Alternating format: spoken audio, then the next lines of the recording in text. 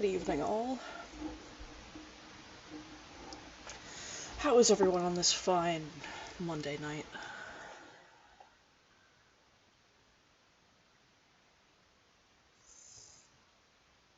I have mostly been sleeping, because last night was a friend's birthday. We had a Jackbox, virtual, Discord little party. I got very drunk, and now I'm paying for it. Or I was paying for it for most of the day, with a big ol' headache, but I'm fine now. I slept it off. That's really what we're starting with tonight? Okay. Whatever.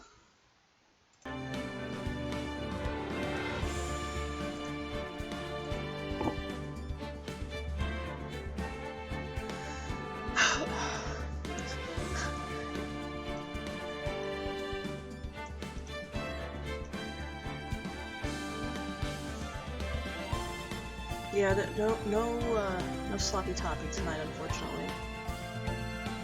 I mean, I don't know, kinda depends on how Edgeworth's feeling. So, let's get into the next trial portion.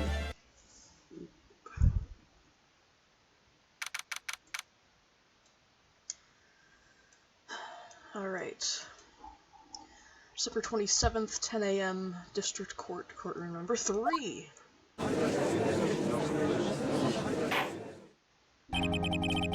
Court is now in session for the trial of Mr. Miles Edgeworth. The defense is ready, Your Honor. Very well. Apparently the prosecution is also ready. Who is the judge here, anyway? Mr. Von Karma, your opening statement? Very well. No opening statement, so... Not so fast, Judge. I was taking a meaningful pause before speaking. Right, of course. A prediction. Today's trial will end 3 minutes from now. Order? Order? Mr. Von Karma, what is the meaning of your statement just now? Must you question everything? It will be over in 3 minutes. We have no time to waste. I'll call my witness now. Right. I call my witness, my decisive witness, to the stand. It's that mysterious boat shop owner.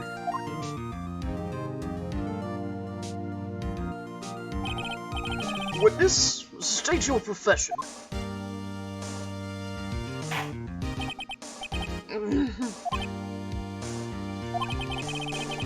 I am the proprietor of the restaurant The Wet Noodle at Gourd Lake. And I also rent boats. The night of the incident, you were in the boat rental shop, correct? Yep, I was. Please testify. Wait a second. We still haven't heard who this old guy is.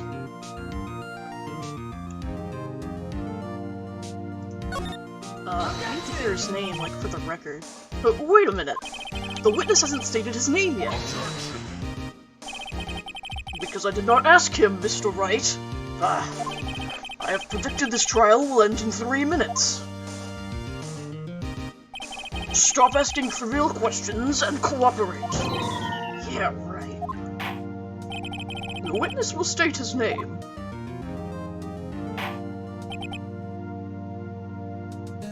I think Phoenix should bother Von Karma as much as possible. I concur. Well, not really sure, yep. What do you mean? My, memory.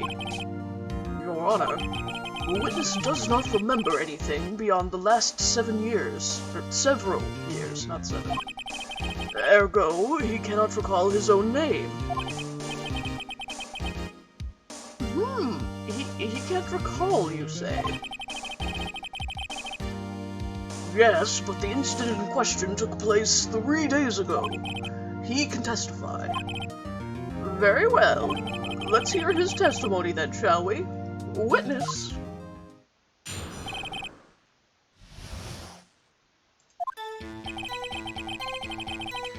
It was the night of the 24th, just after midnight, yep.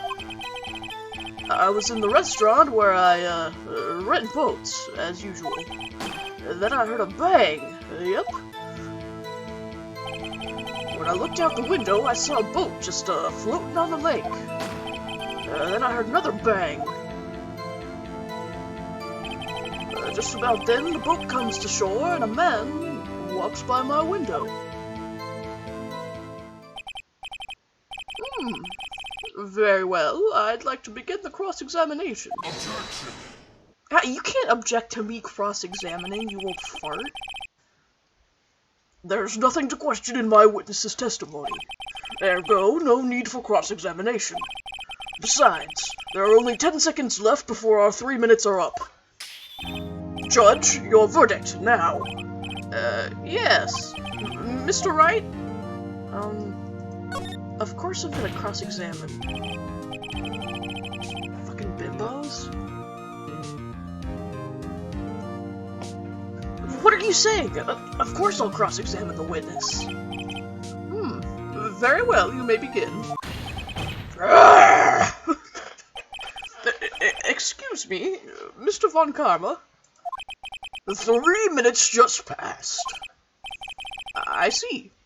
Well then, let's just take our time. You may cross-examine the witness.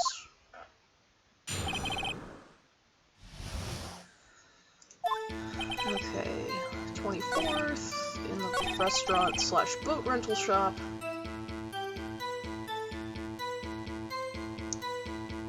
Bang. Boat. Heard another bang. Okay, so who did you see walk by the window? By your window? Yep, by my window. Right outside the window of my little shack. And could you see the man's face? Well, the fog was pretty darn thick, but he was right there in front of me. I saw him. This is a rather important detail. Please add it to your testimony.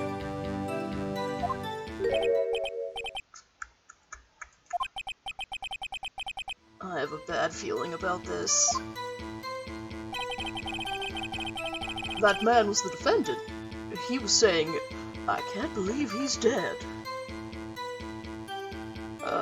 What? Are you sure? Uh-oh. Dad?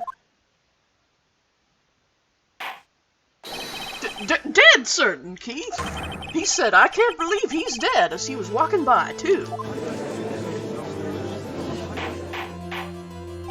Witness, are you sure that the person you saw was Miles Edgeworth?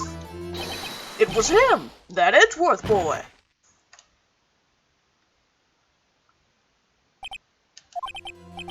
This sounds like decisive evidence indeed. I see no room for doubt. Von Karma. He lured me into cross-examining so he could set me up for a fall. Tisk, tisk, tisk. Nick, I don't like the way things are going here. Everyone in the courtroom is glaring at us. I'd better act quick, or this trial is going to be over. Objection! Your Honor, we proved in yesterday's trial that it could not have been Edgeworth who fired that gun. Mr. Wright, are you referring to the fingerprints from Edgeworth's right hand found on the gun, and the photograph showing a man firing with his left hand? Exactly! That is easily explainable. He could have wiped his prints after he fired. You are ignoring the truth of the matter here. Everything in this witness's testimony is true. The judge is lost in thought. What should I do? Fucking object. Again. Your Honor, this witness claims that Edgeworth said, I can't believe he's dead. But his word is all we have. If he were telling a lie... Mr. Wright. In a court of law, the evidence tells all. Apparently, you have yet to realize even this basic fact. If you say his testimony is a lie, show us proof. Nick! Do we have evidence? It's no good. There's nothing I can do. Are you sure? To be honest, I don't know what to do anymore. Please. Can you hear me, sis? Please. We need your help. Nick needs you. Tisk, tisk, tisk, shut the fuck up. 3 minutes was perhaps too high an expectation. However, 15 minutes isn't bad. This must be a new record. Enough. The witness may leave the stand.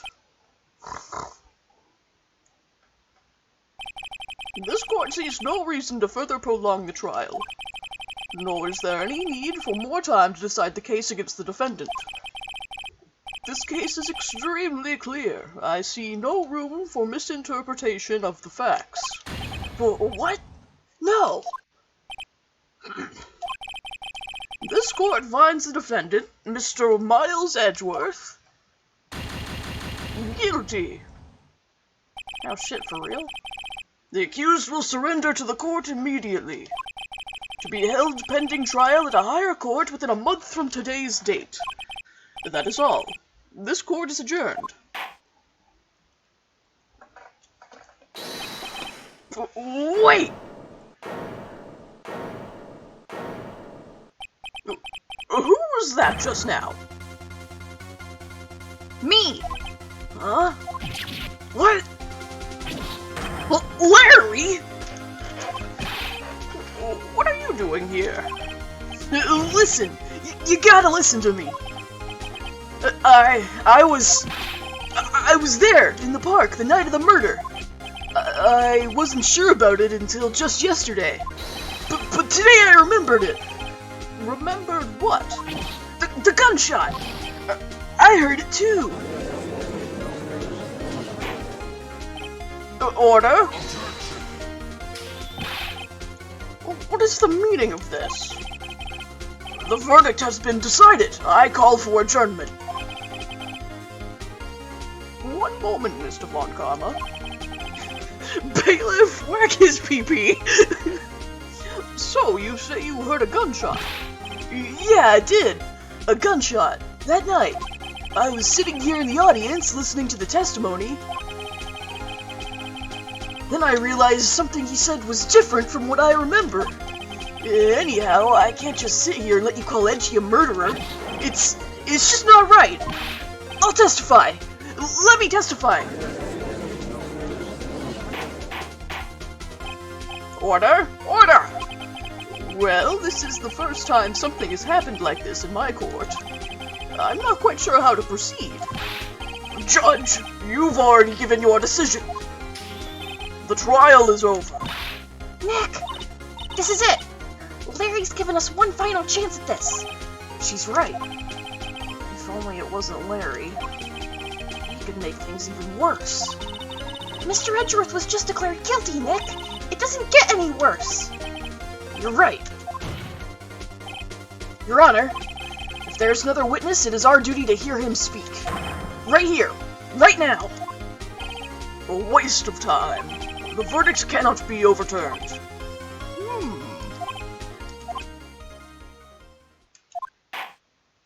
Allow me to speak my opinion. In all court proceedings, it is our duty to prevent an inaccurate verdict. In order to make sure no mistake has been made, every witness should be heard. What is this? I withdraw my previous verdict of guilty.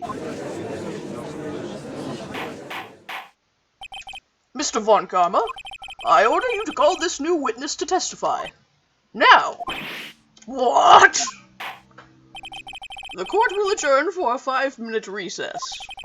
After that, we will hear this new witness. Court is adjourned.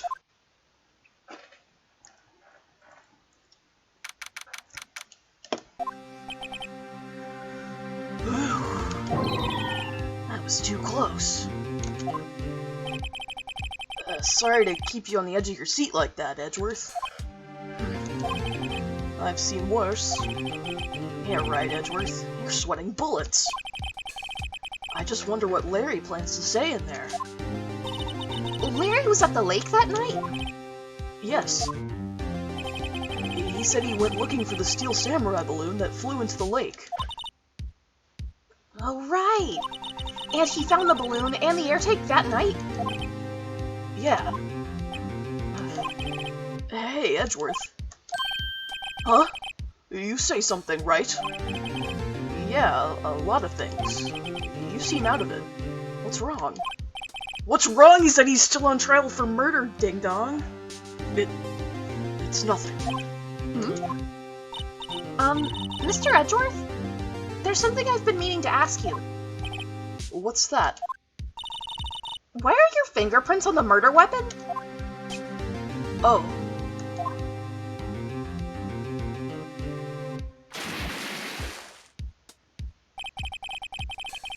When he fell into the lake, I went into a daze. I couldn't understand what had happened.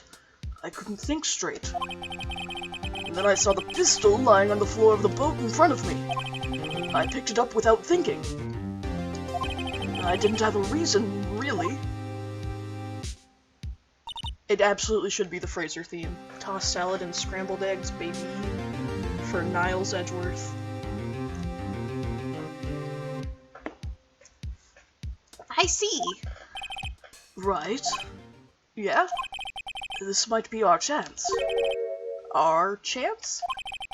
Von Karma has only ever run perfect trials. Perfect trials? Perfectly prepared witnesses, perfectly complete evidence. That's the secret to his success.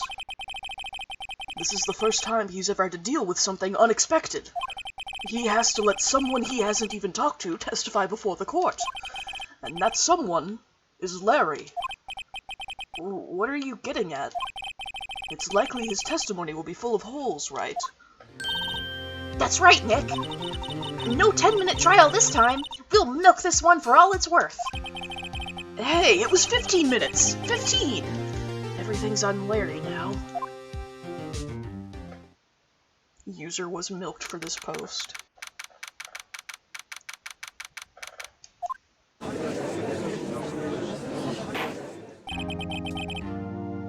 Court is now back in session. Witness, please testify to the court about everything that you saw. On the night of December 24th. Right. Leave it to me. Please, Larry, don't mess this one up. I hate to admit it, but you're our last chance.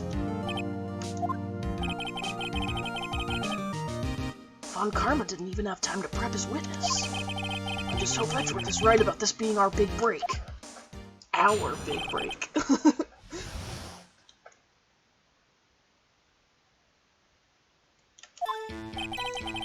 That night, I was out in a boat on the lake. I was looking for something, and I found it. So I quietly slipped the boat back at the rental shop dock. Then, just as I was thinking about going home, I heard this bang. I looked out over the lake, but I didn't see a boat. So after I heard that single gunshot, I went home. That was an unusually vague testimony, even for this court. In any case, Mr. Wright, you may begin your cross-examination. Yes, Your Honor. What's wrong, Nick? It's Larry. I have no idea what he's going to say if I press him. I'm a little scared. Well, we've come this far. There's no way to go but forward, Nick. We are not milking Larry. Not literally, not figuratively, not in your wildest dreams.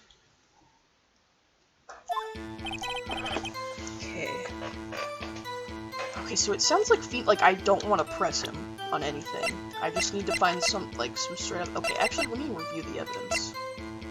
Okay, attorney's badge, camera, autopsy report, lake photo, second lake photo. Shows an empty lake.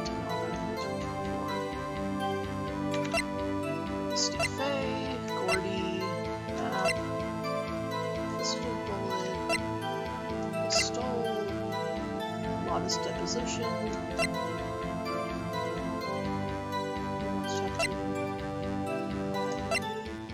Six.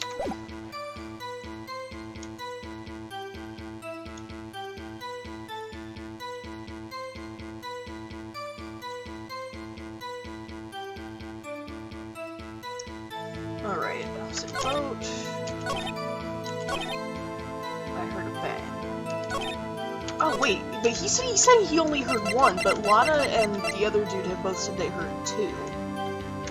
So that sucks.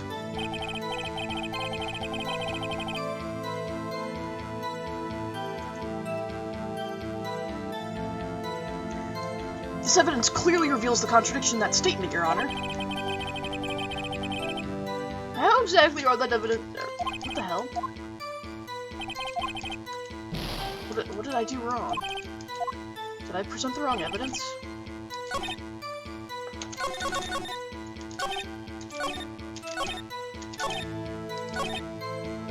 Okay, no, okay, this one he said. Okay, I need to look at the one that says single gunshot.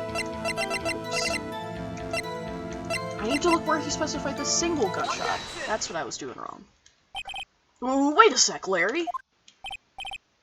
Yeah, honestly, I am pretty distracted by this, milking Larry conversation going on in the sidebar.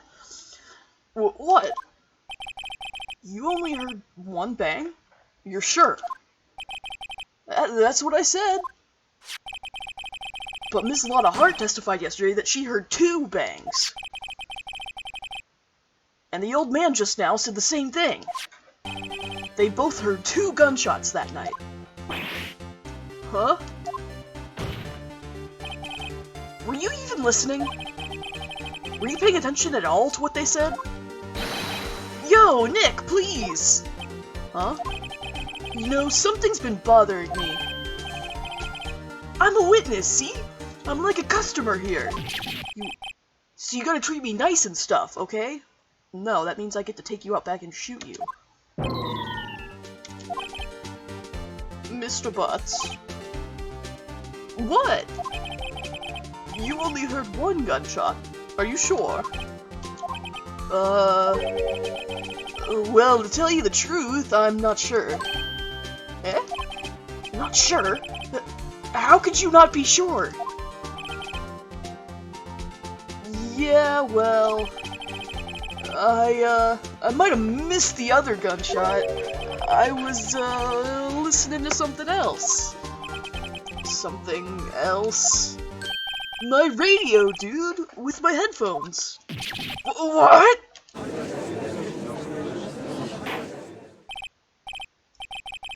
Order? Order! And stop that booing! Mr. Butts! You were listening to the radio with your headphones? Yeah? So what? It's a crime? I listen to my radio. Everybody listens to the radio. What's the big deal? Mr. Von Karma, your opinion? No, that's the last fucking thing I want to hear right now. Waste of time. I do not accept this witness nor his shoddy testimony. Well, Mr. Wright, should he continue the testimony? Yeah. Your Honor? Please allow the witness to continue his testimony. Bah! Nothing is more pitiful than a lawyer who doesn't know when he's lost. Very well, Mr. Butts. Please give your testimony, and be sure to include details like your radio. Right! Leave it to me. I wouldn't if there were any other way out of this, believe me.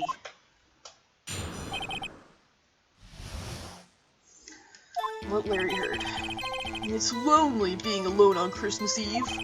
That's why I was listening to an all-request show on the radio, see? I was listening to it real booming loud, like.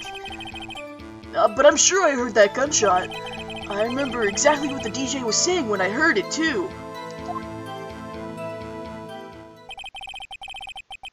You were listening to your radio at a high volume? Yeah, what's the big problem? Can't a man listen to his radio in peace? Isn't this a free country? I truly believe Larry has no idea what the problem here is. Judge, can you believe a word this witness says?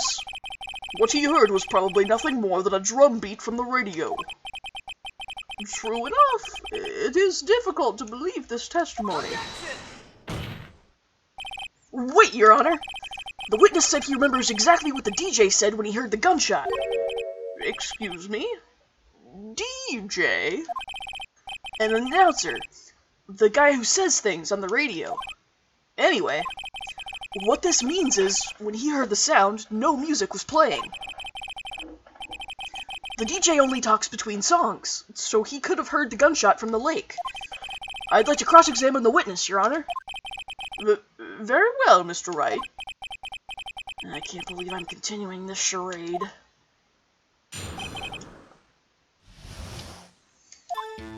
Okay. Lonely on Christmas Eve, listening to the radio, listening to it loud. I'm sure I heard the gunshot. Okay, so what was the DJ saying, guy? What did she say? Mr. Wright, please cease these pointless questions.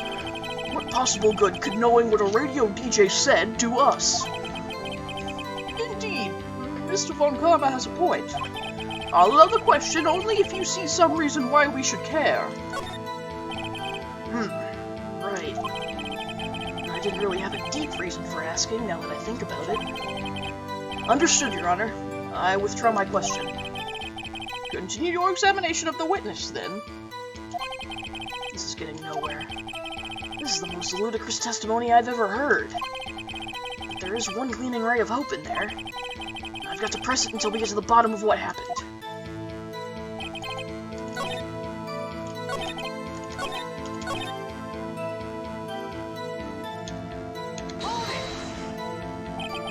What did she say?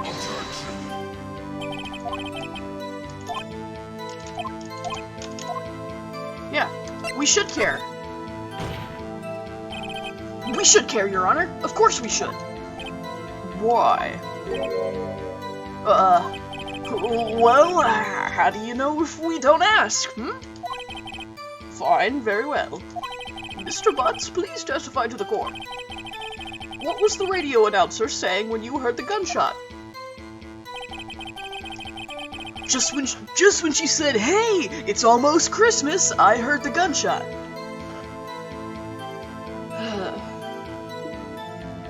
Okay, so what do we do here? It's almost Christmas, huh? But Lotta heard them after midnight. Larry, are you absolutely sure what you're saying is correct? Huh? What's with the face? You look scary, dude. Hey, if you're trying to scare me, you better know I don't scare that easy. Is something the matter, Mr. Wright? Your Honor? Did you hear what the witness just said? The DJ said, "Hey, it's almost Christmas," when he heard the gun. The DJ said, "Hey, it's almost Christmas," when he heard the gunshot. Indeed. And? Everybody say it with me. Almost Christmas means it wasn't Christmas. Do you realize what this means? When he heard the gunshot, it was still Christmas Eve. That would seem to be the case, yes. But that contradicts the two testimonies we've heard so far, Your Honor. Both Miss Hart and the old man said it was after midnight when they heard the shots. In other words, when they heard the gunshots, it was already Christmas. This is a clear contradiction, Your Honor. Order! Order! What does this mean? The two prior witnesses heard gunshots after midnight. However, this witness says he heard a gunshot before midnight. Judge, the answer is simple. The current witness is plainly mistaken. Just look at him. Suspicious. Sus. What? Well, Mr. Wright, what do you think about Mr. Butts' claim that he heard the gunshot before midnight? I think we gotta trust Larry on this one. Larry's not mistaken, Your Honor. He heard that gunshot before midnight. Intriguing. I'm assuming you have evidence for this wild claim? Show me evidence there was a gunshot before midnight. Okay. Photo of an empty lake. Taken just before midnight. Take that! Look at this photograph. This was taken by our witness yesterday, Ms. Lotta Hart, with her automatic camera. The timestamp on the photo reads December 24th, 11:50 p.m. Oh? But there's nothing on the lake in this picture. Your Honor, the real issue here is not why nothing is shown in this photograph.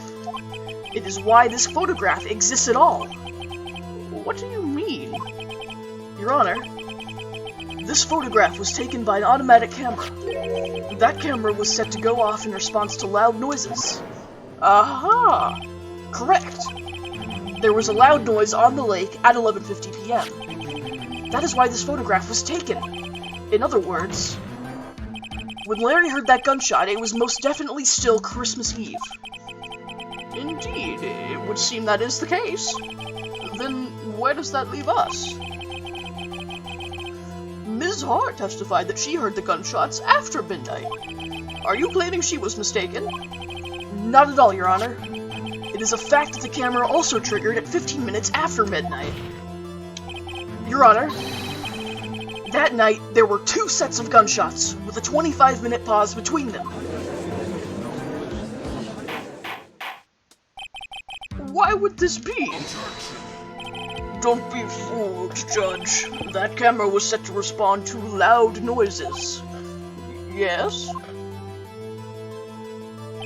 There is no proof the loud noise at 11:50 was a gunshot. Why, the witness could have sneezed, triggering the camera. Hey! My nose was clear that night, man. Clear. Well, Mr. Wright, there's no turning back now. Can you prove the loud noise at 11:50 p.m. was indeed a gunshot? Please show the court evidence if you have any.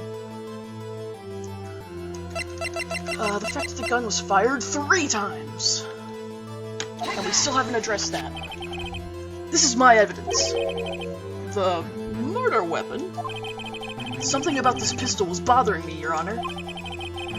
Both of the witnesses who testified yesterday heard 2 gunshots. However, the murder weapon was fired 3 times. That's what I've been saying this whole time!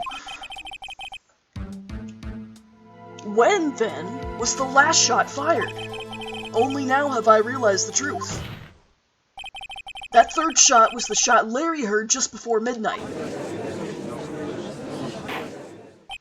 Order? Order! That would make sense of the evidence we've seen so far. However, this leaves me wondering exactly what did happen that night on the lake. Exactly. If this is true, there were 2 sets of gunshots separated by 25 minutes. One at 11:50, another at 15 minutes after midnight. Why, I ask you? Why? Oh, I'd better think of something quick. Wait a second. Gunshots separated by 25 minutes. Ah! What's wrong, Nick? I have it! I have it! Huh? Remember the case of the Steel Samurai? Huh? Yeah, of course I remember. Hard to forget those magnificent tits. The murderer in this case had the same idea as the murderer in that case. What do you mean? Maya, Yes? if we don't figure this out now, we'll never overturn Edgeworth's guilty verdict. I've got a hunch, and I'm going to run with it. Right! I mean, is this safe? Safe? We've already gotten a guilty verdict. We have nothing to lose. You just watch and let me know if I say anything that sounds fishy, okay? Right, Nick. Your Honor? Yes, Mr. Wright. The testimony just now has cleared up this entire case. What do you mean, Mr. Wright? Tisk, tisk, tisk. Shut the fuck up. So, you finally realized the truth. There can be no other murderer here than Miles Edgeworth himself. Wrong, Von Karma. A man was shot that night, but it wasn't Edgeworth who did the shooting.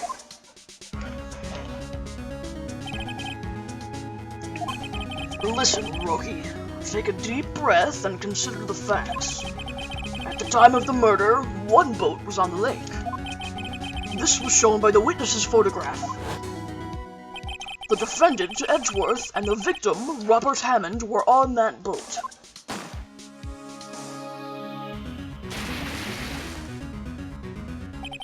There was a gunshot fired on that boat, and Robert Hammond fell into the lake. The distance of that shooting was 1 meter. It couldn't have been suicide. Well, the guilty party has to be the other man on that boat. I admit, it is hard to imagine any other possibility. Yes. But this assumes that the victim was shot at 15 minutes after midnight.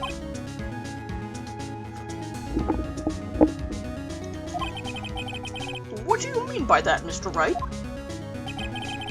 We have photographic evidence of the time of the shooting. The timestamp on the photo says, like, 12:15. But Larry heard a gunshot 25 minutes before that. Robert Hammond was killed then, 25 minutes before the shot on the lake. That's the only way that Edgeworth could be innocent. Mr. Wright, are you quite mad? Explain who the two men on the boat are.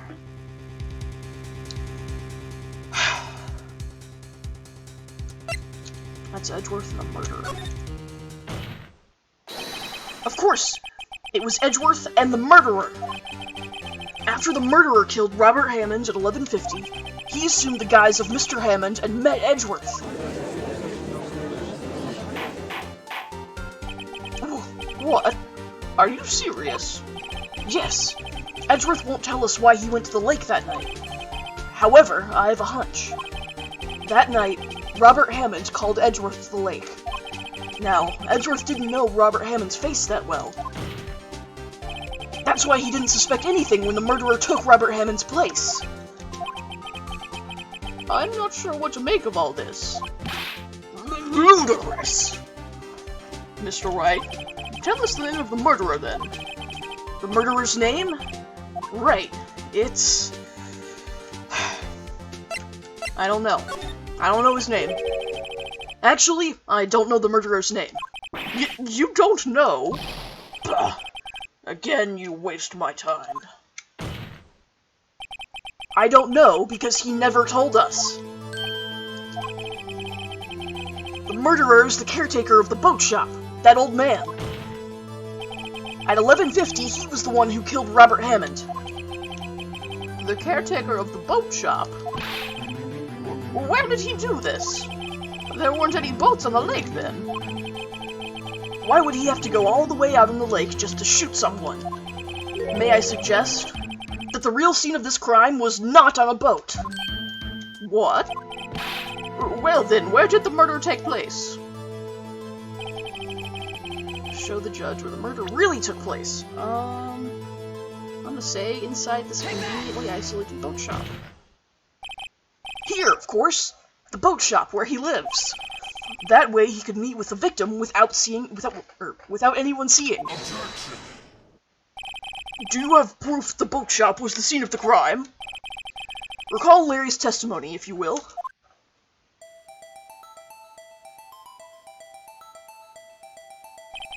That night he was on the lake in a boat searching for something. He finds it and returns the boat. Then, just as he's starting to head for home, he hears a gunshot. He heard a gunshot, Your Honor. Even though he was wearing headphones at the time. In other words, the gunshot was very, very close by. And where would that be if he had just returned a boat? The boat shop. Mr. Wright, what happened that night on Gourd Lake? Please tell the court from the beginning. Yes, Your Honor. Nick, are you sure about this? Not really. But I think if I start at the very beginning, and I take it slow, I might just be able to figure this out. That night, the caretaker of the boat shop called Robert Hammond to his shop.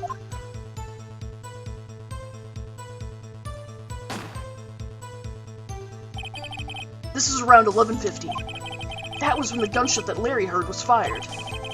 After that, the caretaker put on Robert Hammond's coat. He became Robert Hammond. That's what passes for a disguise in this universe. Then, he got in the boat with Edgeworth and went out into the middle of the lake. Then, who fired the pistol on the boat, Mr. Wright? The boat shop caretaker. Of course, it was the murderer who shot the pistol. He shot twice. Both missed Edgeworth, on purpose. Wait a minute. Yes? Why would he shoot twice if he didn't mean to hit anyone? Details! Know this, Mr. Wright. The moment you run out of explanations is the moment you lose. Tell us why the murderer had to fire twice. To create a witness. I believe he shot twice to create a witness, Your Honor. Create a witness? The murderer lifts his pistol and fires one shot. That ensures that anyone who heard the shot would look at the lake. Indeed, Miss Hart did exactly that after hearing the first gunshot. Next, the murderer waits a bit, and he fires again. Then, the murderer jumps from the boat himself, leaving the pistol in the boat behind him. I see. There's someone looking from the edge of the lake. It would appear that one of the men on the boat had shot the other. The murderer didn't know about the automatic camera, of course. That's why he shot twice to draw attention to the boat. Once you realize that, everything else falls into place. The boat shop caretaker swam back to his shop. Then he put Mr. Hammond's wet coat back on the body, and threw the body into the lake. This is what happened, Your Honor. These are the events that transpired that night on Gourd Lake.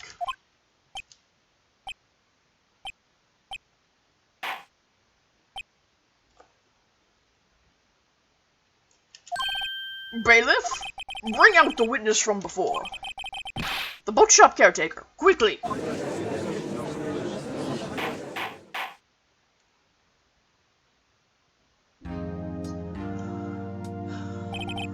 Very well. While we are waiting for the caretaker, I would like to ask the defendant, Miles Edgeworth, a few questions. Mr. Edgeworth, please take the stand.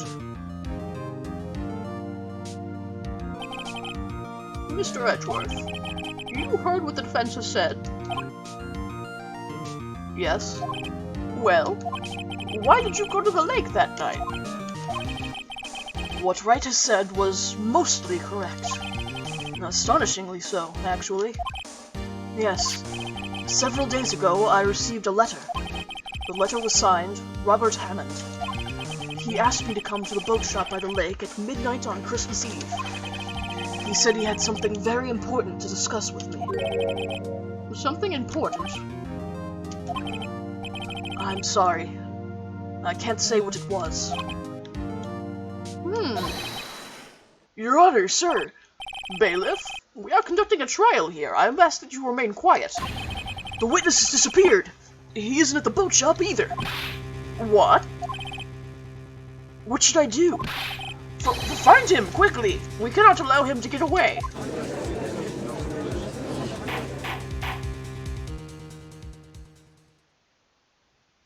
Mr. Von Karma, your witness has disappeared. A search warrant has already been issued. It goes without saying that I cannot declare a verdict under these circumstances. I will extend the trial until tomorrow, the final day allowed. I request the police department utilize all its forces to find that witness. Am I understood? One more thing.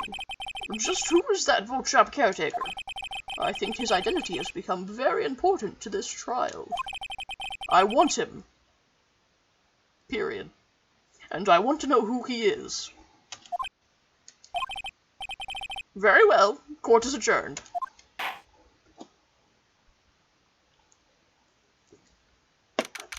All the judges in this courtroom desire me carnally. Yay, Nick! You did it! Yeah. Oh, well, at least we got out from under that guilty verdict. And what about Larry? That was something else. Even Von Karma didn't know what to do with his testimony. Larry really helped us out. Sure, once I sifted through his unique testimony. Still, he did save us.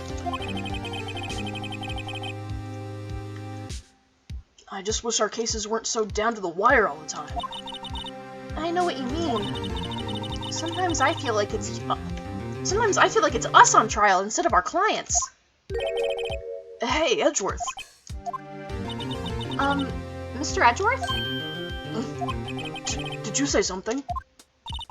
Don't look so pained. I mean, it looks like you're probably going to get off the hook. And then get off. With my boss, Mr. Wright. Wink, wink, Nick. You could try to smile just a little? Relax. I'm sorry, but I fear it's not over for me yet. What do you mean? Right.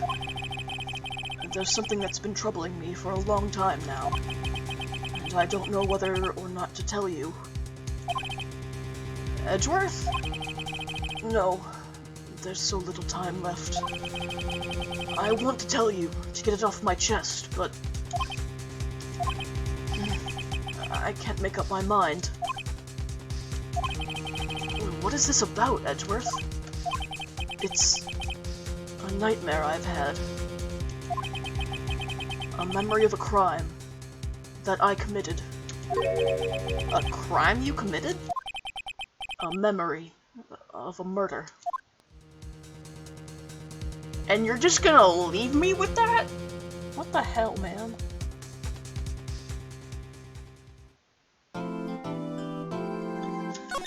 Okay, final investigation and the final trial. It's about to get good, ladies and gentlemen. Alright, here we are back at the office. What was Mr. Edgeworth talking about? A memory of a crime that I committed. A memory of murder. Do you really think Mr. Edgeworth killed? I don't believe it. Not Edgeworth. Some painful memory has been troubling him recently. But he'd never take someone's life. Never. Nick. Yo! How's everyone doing? What do you think of my performance today? I had him swooning in the aisles, huh, Maya? Swooning? Me? I'm a lesbian. Oh, yes, I do remember feeling faint. Right on, and tell me the truth.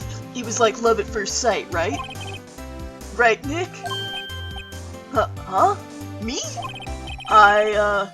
Well, maybe my heart skipped a beat or two. That was when I was looking at Edgeworth. I think you can do better than that. Come on, I saved Edgeworth in there, dude. Edgy! You guys should be bowing before me. Yeah! Bow before your hero. Larry, you really helped out in the trial today. You did! If you weren't there, Larry, I'm sure Mr. Edgeworth would have been found guilty. But seriously, Nick, that boat shop caretaker guy is pretty suspicious. But Edgy ain't off the hook yet. Way to spoil the mood, Larry. Hey, I'm just a guy sitting in the audience, you know? But from where I was sitting, Edgy seemed pretty edgy. I mean, can you really know he's telling the truth about that night? Nick? I don't know. But what I do know is, I'm going to believe in you two until the end. Us two? Edgeworth and... who else? You mean me, right? Nah, he means me, right, Nick? Yeah, you, Larry. Not me? But why you, Larry? Huh? Actually, yeah. Why me, Nick? Enough with the silent treatment. Okay, Nick, why do you trust Mr. Edgeworth so much? I mean, he's changed recently, true. But when we first met him, he was kind of a jerk, don't you think? you didn't know him back then. Back when he wanted to become a defense attorney. Wait, was that when you two were classmates? Yes. In grade school. They saved me. Miles and Larry. They saved me and I'll never forget it. That's why I became a defense attorney, you know? What? Hey, Larry, what's he talking about? Huh? Sorry.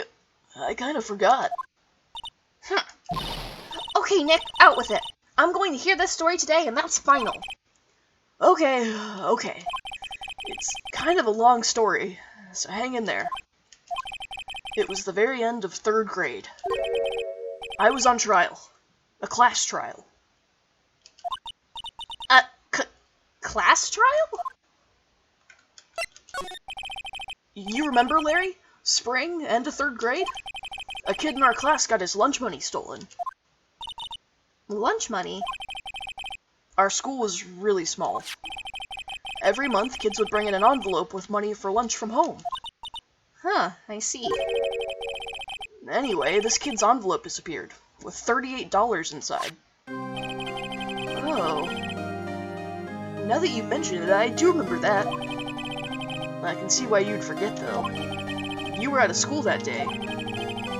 Anyway, the envelope had been stolen during PE class. I was coming down with a cold, so I'd skipped PE that day. I was the only one not in class. So, they thought you did it? Yeah, the kids in class said I should be put on trial. Trial? So the next day we held a classroom trial, with me as the defendant.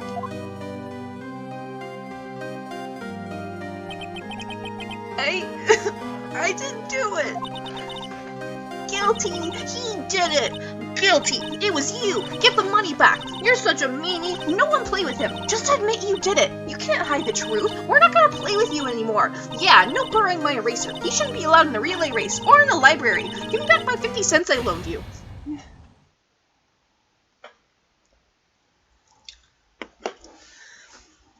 Now, Phoenix, you know you shouldn't steal people's money. It's not right. In the end, even the teacher thought I'd done it. Go over and apologize, Phoenix. I didn't know what was happening. I was so sad, I couldn't stop crying. Everyone was staring at me like I'd done it. I tried to apologize. I went to where the boy whose money had been stolen was sitting. That's when it happened. He shouldn't have to apologize. The only thing that belongs in a trial is evidence. Anything else has no place. You should all be ashamed. Amateurs. But, Miles... It wasn't you who stole my money, was it? It wasn't you who stole my money, was it? No? Then you shouldn't apologize. Everyone's been shouting you did it, but no one has any proof. That is why, Your Honor, this boy is innocent. But Miles, it was your money that was stolen. Yeah, he did it. We don't need proof. Make him say he's sorry. Why don't you all just shut up? This is always how it is, everybody ganging up and picking on one person. Just think how he feels. He said he didn't do it, so he didn't do it.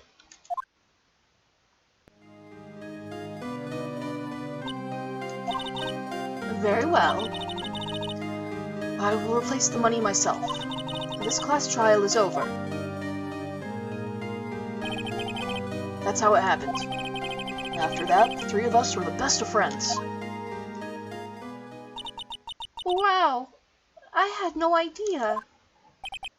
Yeah, I had no idea either. I mean, I forgot. That's when I learned what it meant to be alone. Totally alone, without a friend in the world. You did a good thing, Larry. Yeah, well, I was just lucky that I took the day off from school. If I'd been there, they would have thought I'd done it. So I took it kind of personally, see? When something smells, it's usually the butts. Anyway, Edgeworth and I talked after that class trial. That's when I heard his father was a defense attorney. I remember his eyes would shine when he talked about his father. I'm going to become a defense attorney, just like my father. A famous defense attorney. Then, a few months later, he suddenly transferred to another school. The TL6 incident. Right. I'm not sure, but the transfer probably had to do with his father's death. The ship name would be, well, depending on who you ask, it's Narumitsu or Rightworth. Narumitsu is based on their Japanese names.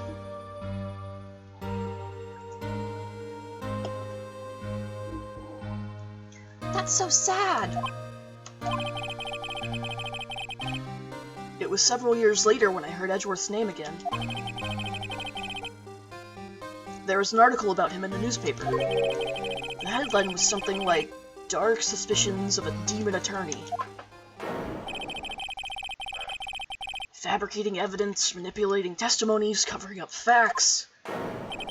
The article said he'd do anything to get a guilty verdict. Anything. But why? What happened? I mean, that's not the Edgy I used to know at all. That's what I thought too.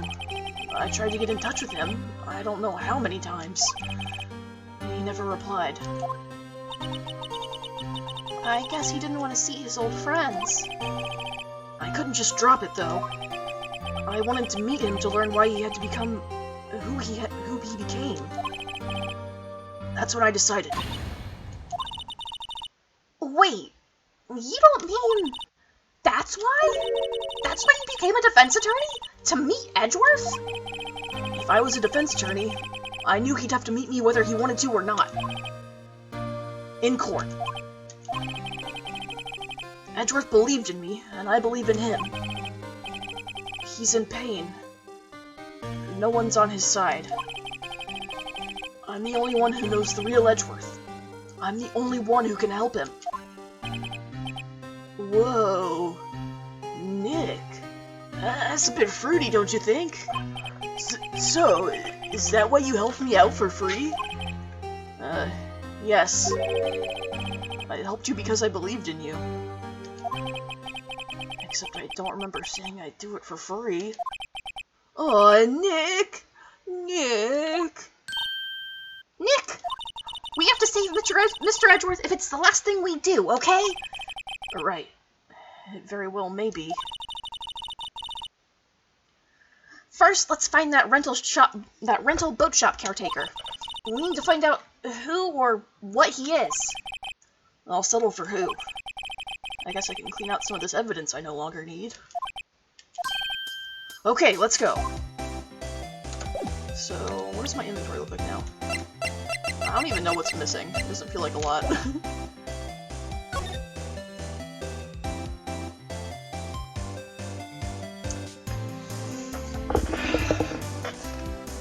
Alright.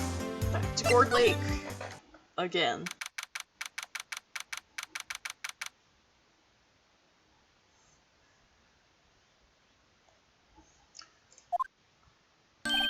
Hey, pal! Long time no see! Gumshoe, my beloved. Oh, Detective Gumshoe! Close one today, eh? I got so worked up I stepped my tie in half. Sorry about that. No prob, pal. Thanks to you, we now know who really did it. You mean the boat shop caretaker? Look, I'll make you a promise. I'll have that scoundrel in my custody by trial time tomorrow. Come what may. It's my duty to you as a police officer. Now I'm off to catch me a criminal. Bye. Detective Gumshoe sure is active today. Oh, one other thing. Eek! No one can go into the woods today. The woods? Where Lotta was camping? The woods are off limits to camping, and apparently the park ranger found out. He got pretty mad, and no one can go in for a while. I guess Lotta's in a lot of trouble. Anyway, I'll be seeing you tomorrow. Alright, hustle thine buns, Gumshoe.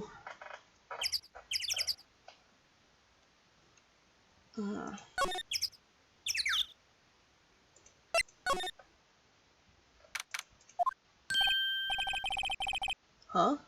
The steel eyesore's missing. Eyesore? Looks like the hot dog stand is closed too.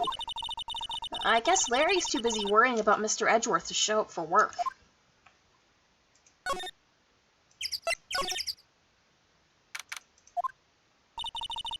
That old caretaker got away.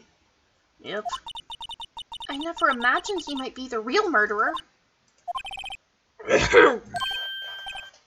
I'd know that clearing of the throat anywhere. Fuck, you again. Hello! What might you be doing here? Out for a walk, hmm? Ah, the days of my youth, like the scent of fresh lemon, you see. Mr. Grossberg! This is no time for idle reminiscing! Mr. Edgeworth's trial ends tomorrow! That is true, yes. But from what I saw of today's trial, Edgeworth should be fine, right? Well, I'm not so sure about that. What do you mean by that? Well, I'm not sure. If you find anything out, come by my office at once. I may be able to offer you some assistance. Thanks. Bye. What do you think Mr. Grossberg was doing here anyway? Who knows? I don't really know, nor do I care particularly.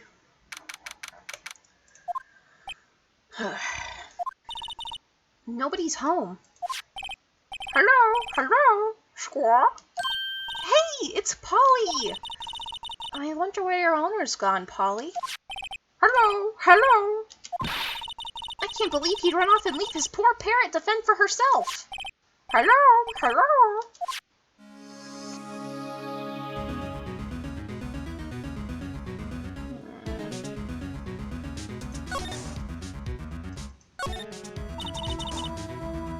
Phoenix is capable of being incredibly bitter and rude, but he keeps it to himself. And no one else does. Yeah, but then he starts letting that kind of loose in Apollo Justice. That reminds me, Nick. Polly here knows the number to the safe, right? Yeah, that's right. Polly, what's the number to the safe? 1228. Let's open it, Nick. Come on. I'm sure there isn't any money in there. Aw. But hey, he keeps it locked, right? So there must be something of value in there. I'm not so sure. Okay, Nick. Let's see what's in there. I guess there might be a clue or two. The only thing in here is a letter. A letter? Aw, boring. There's no name or signature on this thing. It's handwritten in very precise, clear letters. Get your revenge on Miles Edgeworth. Edgeworth? Nick! Why would Mr. Edgeworth's name be on here? How should I know? I'm going to read the whole thing. Get your revenge on Miles Edgeworth. It also says this is your last chance. Now is the time to get revenge on the two men who ruined your life. The rest of the letter goes on to describe the murder plot in detail. How to kill Robert Hammond and frame Edgeworth. Hauling Edgeworth out to the lake, getting on the boat, firing twice. This is just like Professor Layton in the Miracle Mask. Okay, then where's my wife Angela? This is exactly what I figured out today in court. It's all here, in perfect detail. Perfect detail, huh? What do you think it means, Nick? I don't know, but it looks like these are instructions for that caretaker. When he killed Robert Hammond and called out Edgeworth, he was following instructions. Oh man, I can't pick. I can't pick between those two. Between Layton or Ace Attorney, like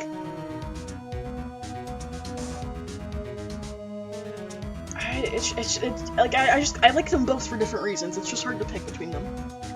But who could have written that letter? And what does it mean to get revenge on Niles Edgeworth? Look, I don't know, okay? But one thing's for certain. This letter is an amazing clue. Alright. Get your letter from the safe. Get your revenge on Miles Edgeworth. This note details the murder and setup.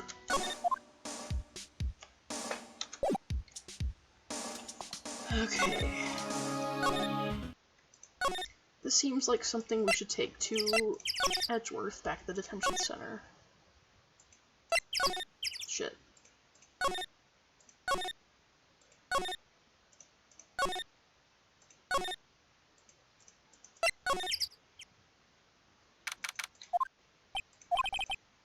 You look as grim as always. Mr. Edgeworth? I heard the story about the class trial. Class trial? What do you mean? You don't remember? No, I don't. Your lunch money was stolen, wasn't it? In 3rd grade? Lunch money? Oh! Oh, right. Yes, I seem to remember something like that. Nick, I think you're the only one who really remembers. Oh, well, it probably only really mattered to me anyway. Mr. Edgeworth, didn't you know? That trial was the reason Nick became a defense attorney. Maya wingmanning me once again. Ridiculous! Gee, thanks. That said, it does sound like the kind of thing you'd do. You haven't changed a bit, have you, Wright? So simple. To a fault, even. Well, maybe, yeah, but I think you changed too much, Edgeworth. Perhaps. Hey, Edgeworth. Why did you become a prosecutor, anyway? You used to look up to your dad. You said you wanted to be a defense attorney, right? I couldn't let myself deny reality like you. What do you mean? My father was taken from me, and you wanted me to defend criminals? I'm sorry, Wright, but I'm not that good of a person. One suspect was apprehended in your father's murder, right? Yes. The man trapped in the elevator with my father. His name was Yanni Yogi. He had to be the shooter any way you look at it. Yet, he was found innocent. That defense attorney got him off the hook. That would be Robert Hammond. On that day, 15 years ago, the 3 of us were trapped in that elevator for 5 hours. When we were rescued, we all suffered oxygen deprivation. I had lost all memory of the murder. Lost your memory? Even now, I can't recall what happened in that elevator. That was the crux of Yogi's attorney's argument in court. He claimed Yanni Yogi had not been of sound mind due to the oxygen deprivation. Yogi was released due to a lack of evidence. Innocent. That's when I changed my mind. I started to hate defense attorneys. What's your relationship with Von Karma? He's my teacher, and a man who deserves respect. I learned everything I know of courtroom techniques from him. So, he's like my sister was to you, Nick.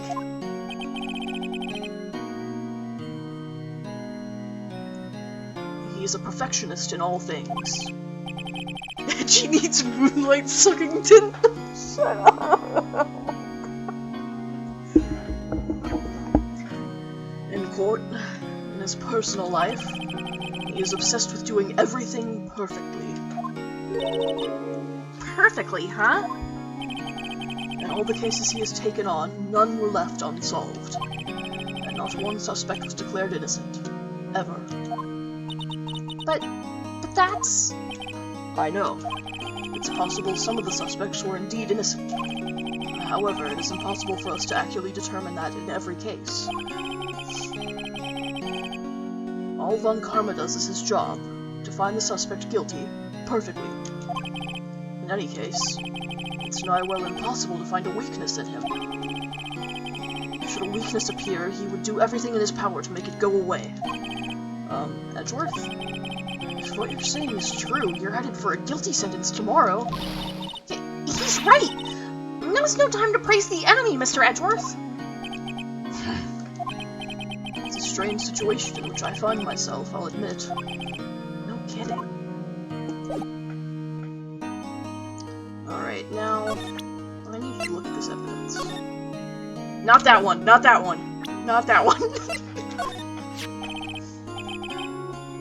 Edgeworth, see this letter?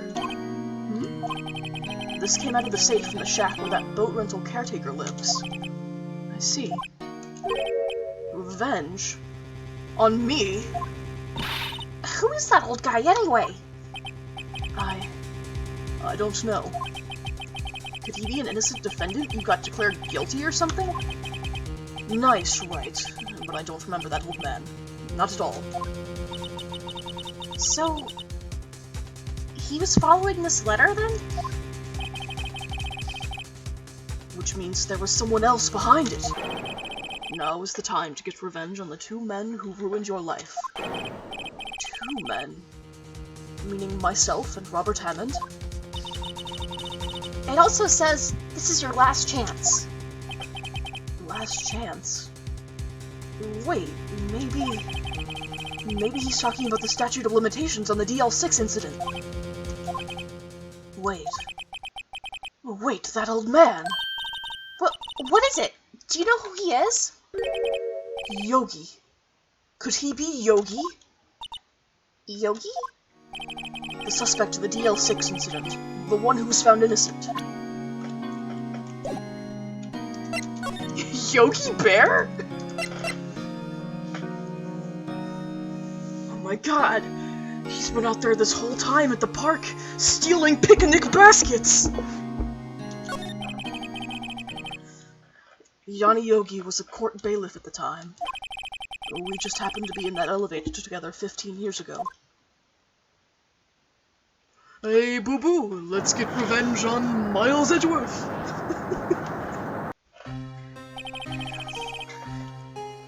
The quake was incredibly strong.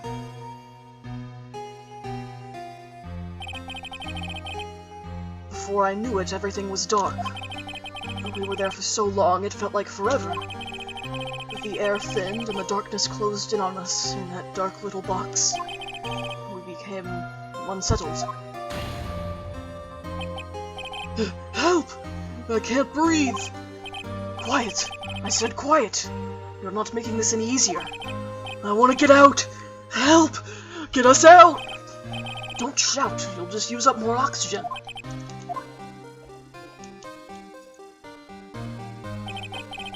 That's all I remember. When I came to, I was in a hospital bed, staring up at the ceiling. In court, Yanni Yogi's mental condition was called into question. They claimed the oxygen deprivation and stress had caused temporary insanity. In the end, the claim passed the court, and Yogi was found innocent. Huh, but Isn't that strange? This letter tells him to get revenge on Edgeworth. Why would he want to take revenge on you? I mean, you were like 9, weren't you? Right? Yeah? There's something that's been troubling me these last few days. I didn't know whether or not I should tell you. You mean the nightmare?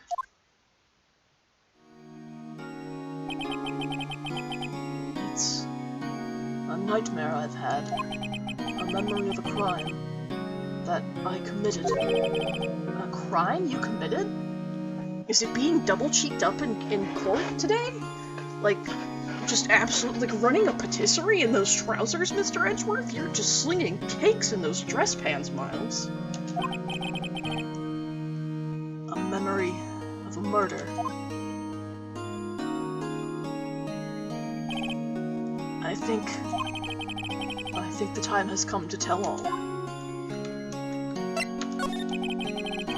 For the last 15 years, I've had the same dream almost every night. I wake up in a fearful sweat every time. What kind of dream? It's a dream about my father's killing, in the dark. Help! I can't breathe! Quiet! I said quiet! You're not making this any easier. I want to get out! Help! Get us out! Don't shout! You'll just use up more oxygen. I can't breathe. You're using up my air. What? Stop breathing my air. I'll stop you. What are you? Stop breathing my air. No. Father. He's attacking Father. Then I see the pistol lying by my feet. I don't know if it was evidence from that day in court or the bailiffs. In a daze, I pick up the pistol. Get away! Get away from my father!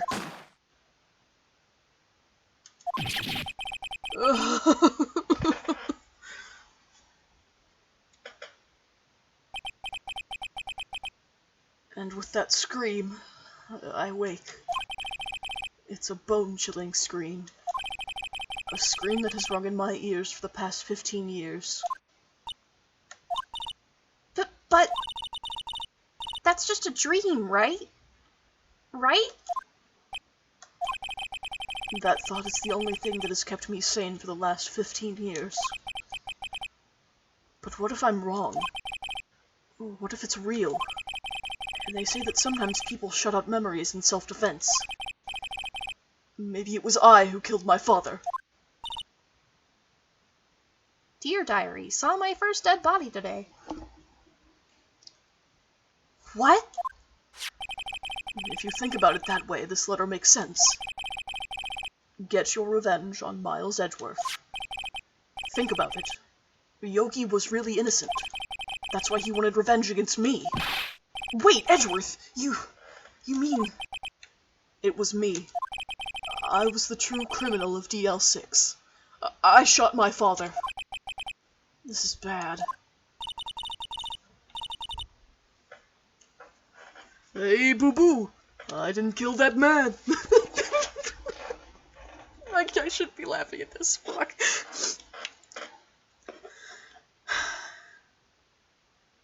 What are we going to do, Nick? What can we do? I don't know. I don't think there's anything we can do, like it or not. If there's someone else who knows a lot about that DL6 incident, maybe. There is, Nick! There is someone else who knows about DL6!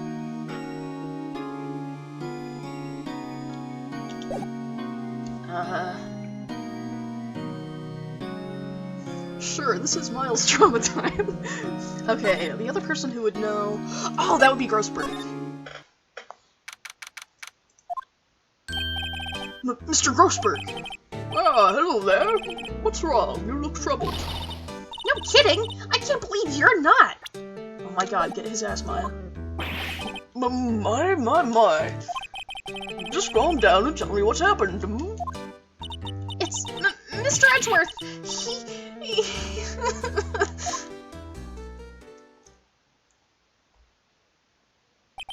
I see. So Edgeworth dreamt he shot his own father. It's only a dream. Only a dream. I wonder. Well, what? If that's the case, then why do you two look so troubled? Well... Also, consider this. Yogi quite certainly holds a deep grudge against Miles Edgeworth. So deep he'd want to frame him for murder. This leads me to surmise that Mr. Edgeworth's dream was not a dream. It was real, as you imagined. Miles Edgeworth drew the pistol to save his father. The pistol fired, and the deed was done.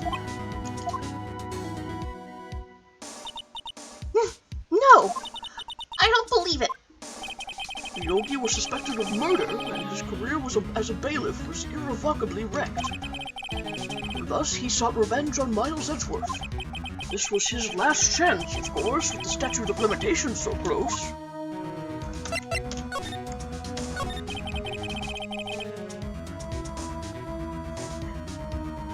What do you know about Edgeworth's father?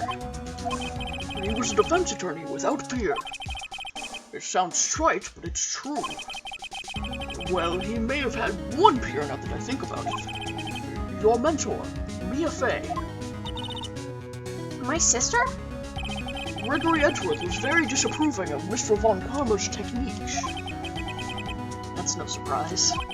Von Karma is an extreme man. Forged testimonies and evidence are nothing to him.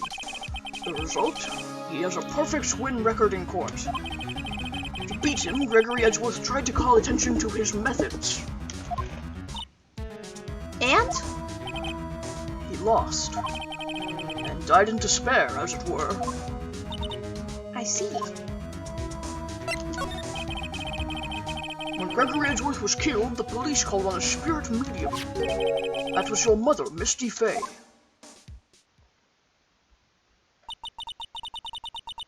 I'm Gregory Edgeworth. I've been killed. The one who shot me was the bailiff, Yanni Yogi. Yet Yogi was found innocent. That's when my mother left us. Everyone called her a fraud. That's right. Everyone thought she was, you see.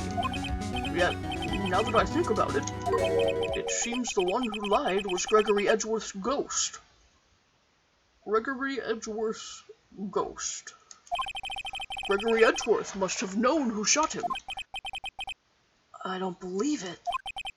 So you're saying he falsified his testimony? That Edgeworth's dad lied to protect his son? From beyond the grave? It's only a possibility, mind you, but a possibility nonetheless. Okay, look at this shit. Oh, so this is the letter. It does seem that Yogi was following this letter when he killed Hammond. But why kill Robert Hammond? Hammond was a skilled defense attorney, but he defended clients not for their sake, but for his own. Huh? His own sake? He never trusted his clients, that one. The only thing he trusted was his own ability. Huh, much like someone else we're gonna find out later. But he got his client found innocent, so why should it matter? Actually, my dear, it's quite different. He won that innocent verdict from no one but himself. Yogi was a free man, but socially he was ruined. Huh? You'll understand soon enough. Wait! What is it? This letter. I've seen this handwriting somewhere before. A long time ago. Whose handwriting was this? Do you have any idea who wrote this? Well, it can't be Miles, because we know he's innocent. It cannot be Yanni Yogi, because the letter was addressed to him. Which leaves the only option to be Manfred von Karma. Could it be Manfred von Karma? Von Karma? why would he have something to do with this? Well, I'm not sure. Von Karma. Wait! You're right, my boy. This is Von Karma's handwriting, I'm sure of it. I used to see it all the time on court reports. What? But that means the one who told Mr. Yogi to kill was... Correct. Manfred Von Karma himself. What does this mean, then? Why would Von Karma want to frame Edgeworth?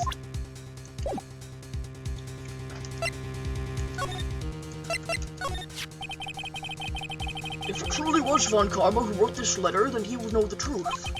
He would know that Miles Edgeworth had accidentally killed his own father.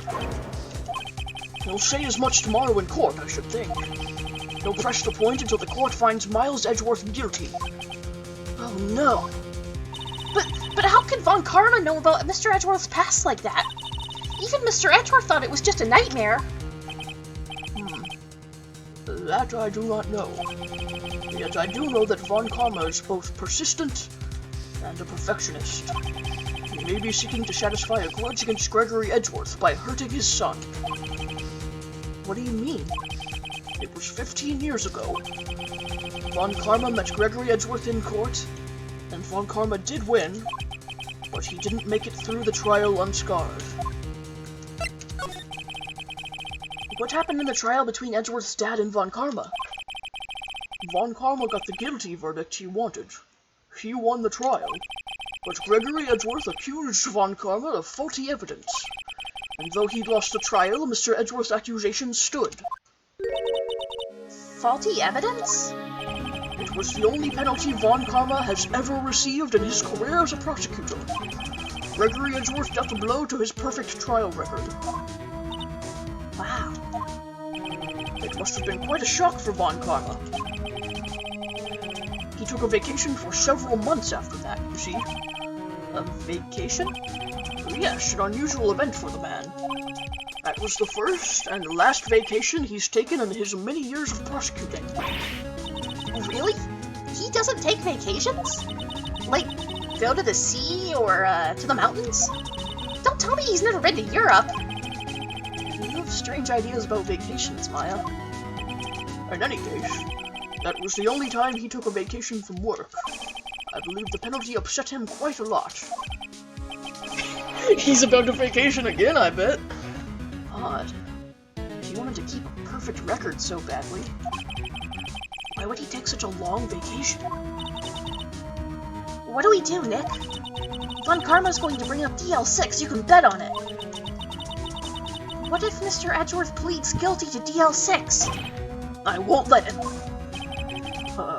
Yes, Mr. Wright. I hate to say this, but even accidental murder is murder, you know. I know that! I just believe in Edgeworth's innocence. I can't believe he'd kill someone. But Nick, Mr. Edgeworth admits it himself. His father must have lied to protect him from beyond the grave. I don't care. I know he's not guilty. Mr. Wright, if you say so, I suppose I could go check again. The police files might hold something of interest. Mr. Grossberg, I never thought I'd say this to you, but thank you. I can't promise anything. In fact, I think the chances of finding something are slim. I understand. The police materials. To the Criminal Affairs Department! One day left, Nick. Yeah, I know. Well, no time to waste. Let's get going.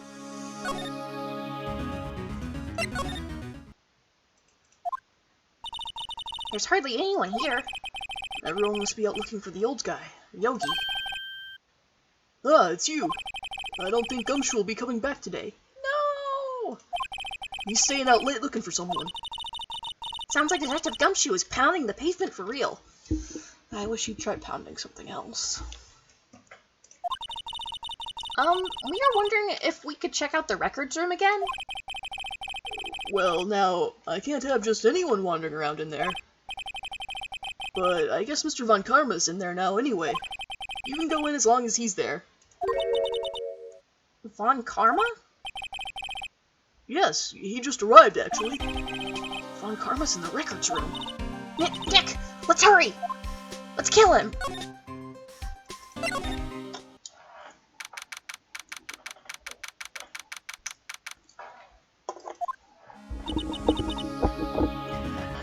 Dusty as always. They were only here just yesterday. I'm sure they just haven't had time to clean. What's wrong, Nick? Nothing. I was just noticing that he isn't here. Von Karma.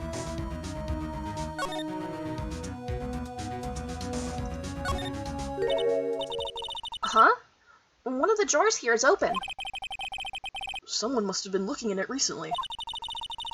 The label says Unsolved Cases, Evidence. Unsolved cases? Nick!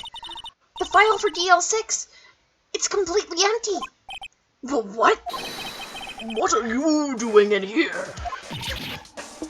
Oh my god, front-facing Von Karma! Help! Oh god, it's hideous. Eek! Von Karma! You... How do you know my name? Huh? Have we met?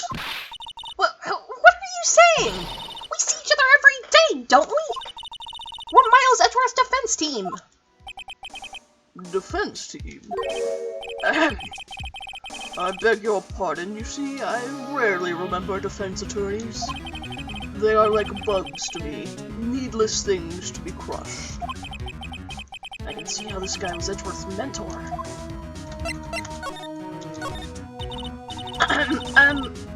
Mr. Edgeworth was your student, right?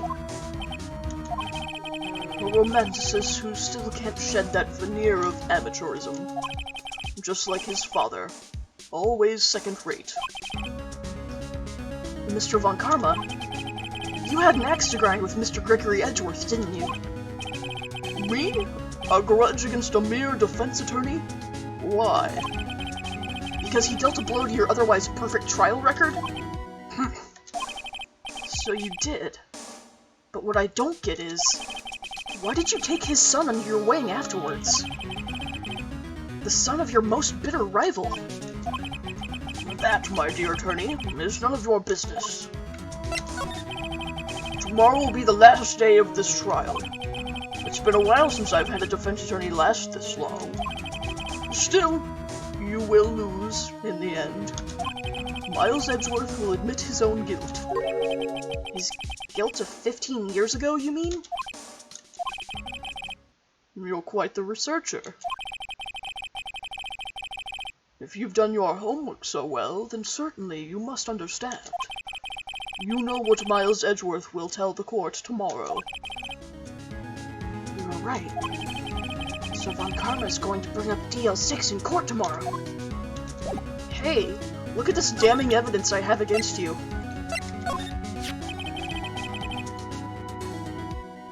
Mr. Von Karma, have a look at this. This was you, wasn't it?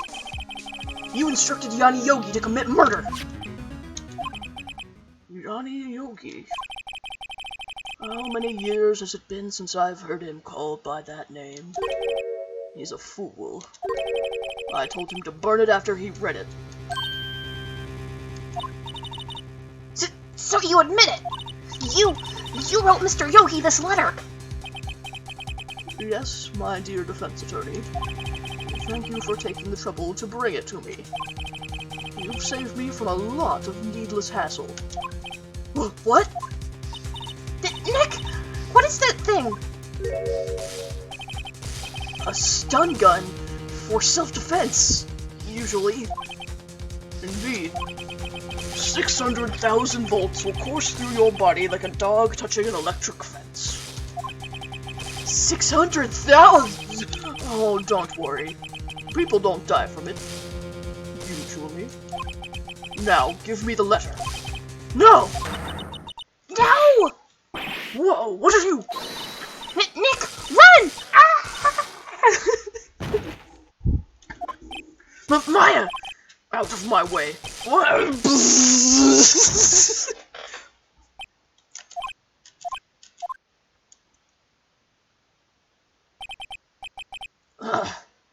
He got us. The letter's gone, of course. And he took the DL6 evidence. All of it. Back to having no clues. Wait, Maya jumped first. Maya, is she okay? Maya!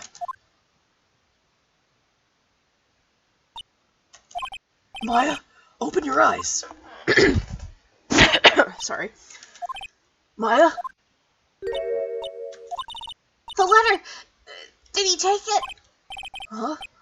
Oh, yeah. Are you okay? I couldn't stop him. I jumped as fast as I could, but one shot from that thing knocked me out cold. I'm useless. I'm no good as a lawyer, or as a medium. I can't even call my sister. Not even now when we need her the most. I wish I hadn't woken up at all. Maya!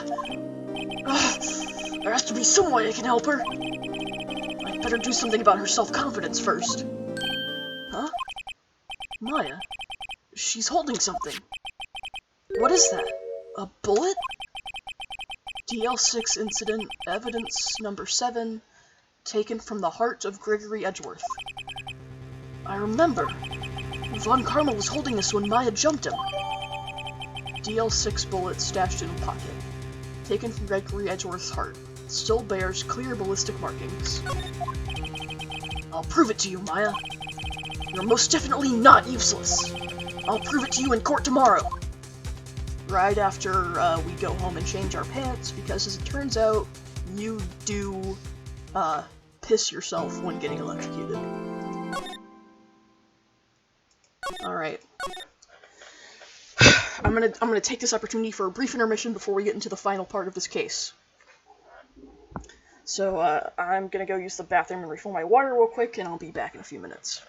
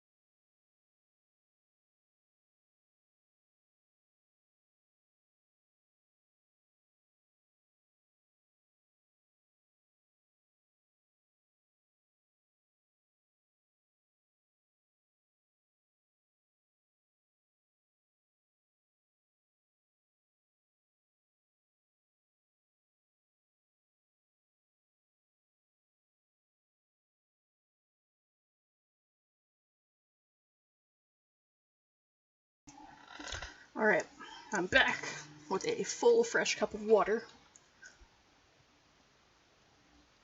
Now, just to recap the remaining questions before we go into the final trial segment here. What we know is that the boat rental shop caretaker is likely Yanni Yogi, who was trapped in the elevator with Miles and his father 15 years ago. We know that Manfred von Karma set him up to kill Miles and set him up to get revenge on Robert Hammond and Miles together. We know that Manfred did this because he had some kind of bone to pick with Gregory Edgeworth that he's still holding on to after all this time.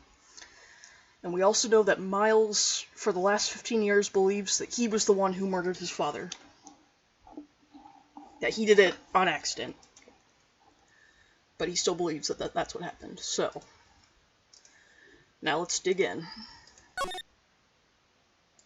Oh wait, I already saved there.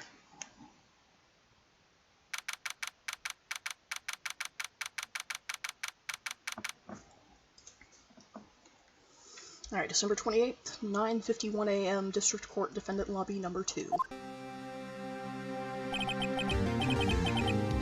This is it. Judgment Day. Today, things are going to get settled at last. A lot of things. Ugh. What's the big idea? Sorry, Nick. I only touched your shoulder. I guess the shock hasn't worn off from my run-in with the stun gun yesterday. Anyhow, today's the last day of the trial. Good luck, Nick. Yeah. Thanks, Maya. Edgeworth is looking glum as always. I hope Von Karma doesn't push him too hard. Whoa!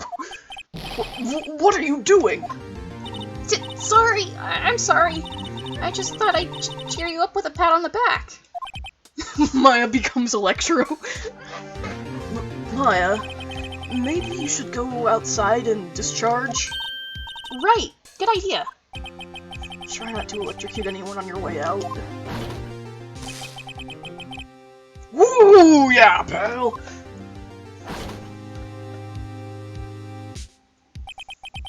What's gotten into that girl? Detective Gumshoe! Morning, Mr. Edgeworth? Good morning. How did it go, Detective? Have no fear. As promised, I've captured our runaway caretaker. I just brought him in. Took all night, pal. Thanks, Detective Gumshoe. You must be tired. But I see your breasts aren't... My god. Actually, yeah, after that shock I got on the way in, I feel pretty good. Yogi says he's forgotten his own name. But that has to be a lie. Why would he want revenge on Edgeworth if he couldn't remember his past? He does remember, and I'm going to prove it. Detective Gumshoe, your tits just won't quit.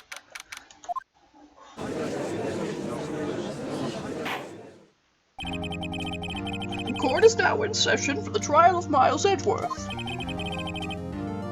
The defense is ready, Your Honor. The prosecution is ready. Right. Very well. We have reached the final day of our proceedings in this trial. I ask that the prosecution submit decisive evidence. Understood. Come on. Don't be awed into silence by every little thing he says. Very well, Mr. Von Karma, your opening statement. Right. Thanks to Detective Gumshoe's efforts, the remote rental shop caretaker has been arrested. In yesterday's trial, the defense asserted that the caretaker was the murderer. However, the caretaker has yet to confirm this. I would like to ask the defense to cross-examine him as much as necessary. That's kind of odd. Very well. Please bring the witness into the courtroom.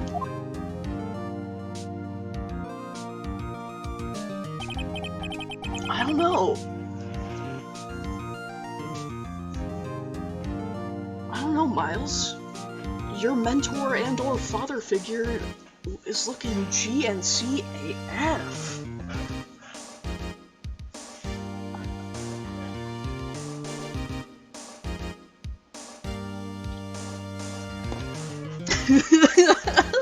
Now I'm gonna be the one on trial for this. It's a class trial, I don't have an Edgeworth to stand up for me. I'm sorry, Kara!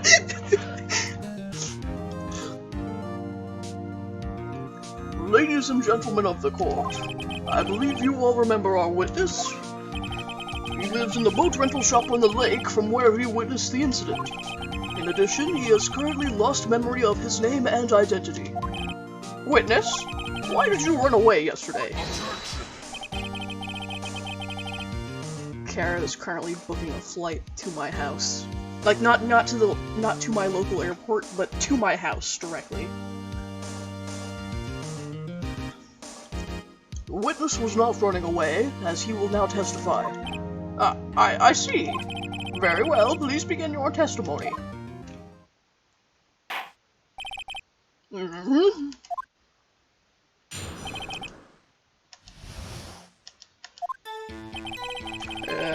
I'm real sorry about just leaving yesterday like I did, but I wasn't running away or nothing.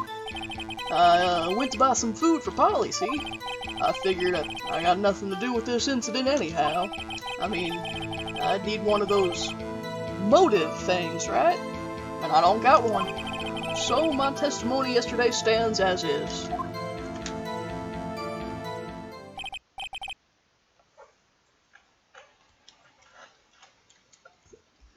Very well. Let's begin the cross-examination, shall we? He has to know his name. Yanni Yogi. You're Yanni Yogi, and I'm going to prove it.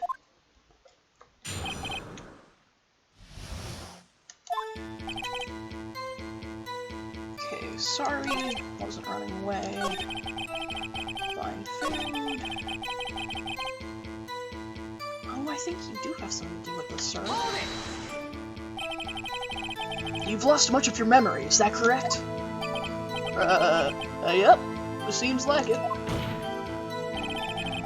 Then how could you know that you didn't have anything to do with this incident? Or maybe you're lying about not having your memory, You know exactly who you are. The witness has testified quite clearly that he has no memory of who he is. If you claim he's lying, then show the court proof. How am I supposed to prove what's going on in that old codger's head? That's impossible. I'm glad you've come to your senses, Mr. Wright. Very well, witness, please continue.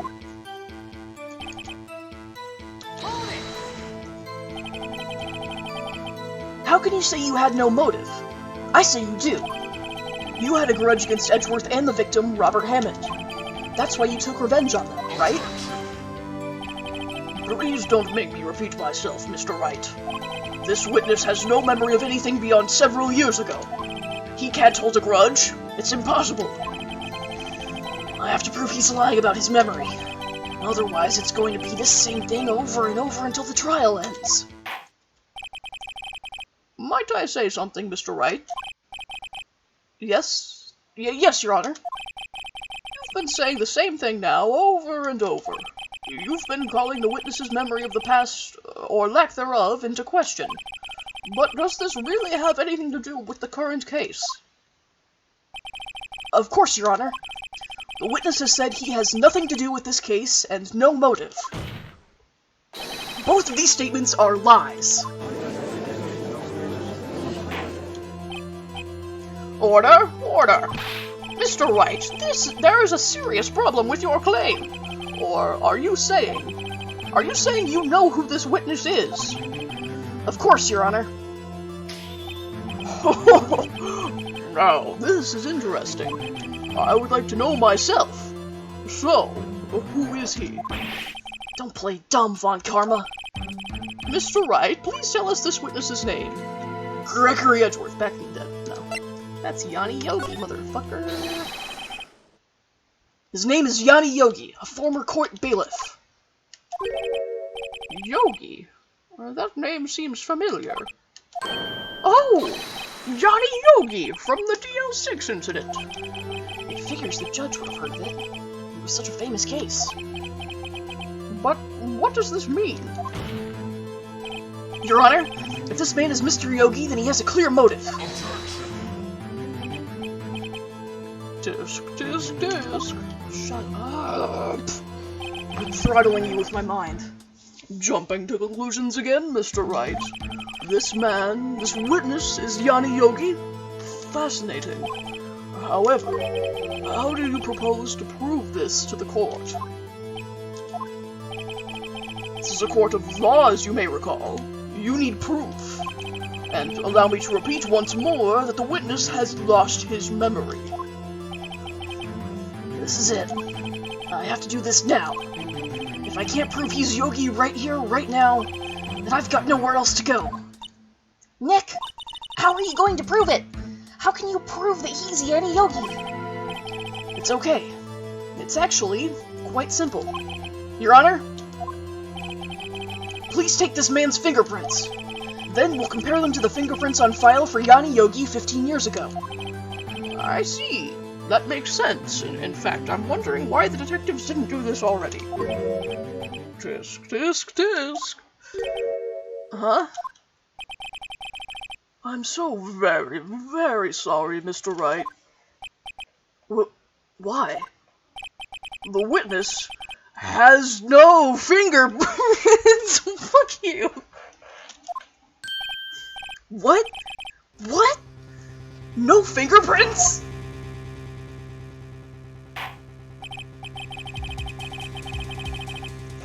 You see, before I worked as a caretaker, I worked at a chemical plant. I burned my fingers working with the stuff. Yep. What? Yogi, you sneak! You burned your fingerprints off to hide your past! Well, if the witness has no fingerprints, I guess we will not be able to prove his identity. But he is still going to be allowed to testify for some fucking reason. No!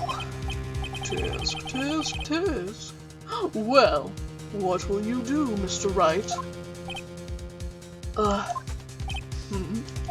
It seems that the case has been decided, no? No! I know what happened. I know everything. I just can't prove it. But no, I can't let it end up like this.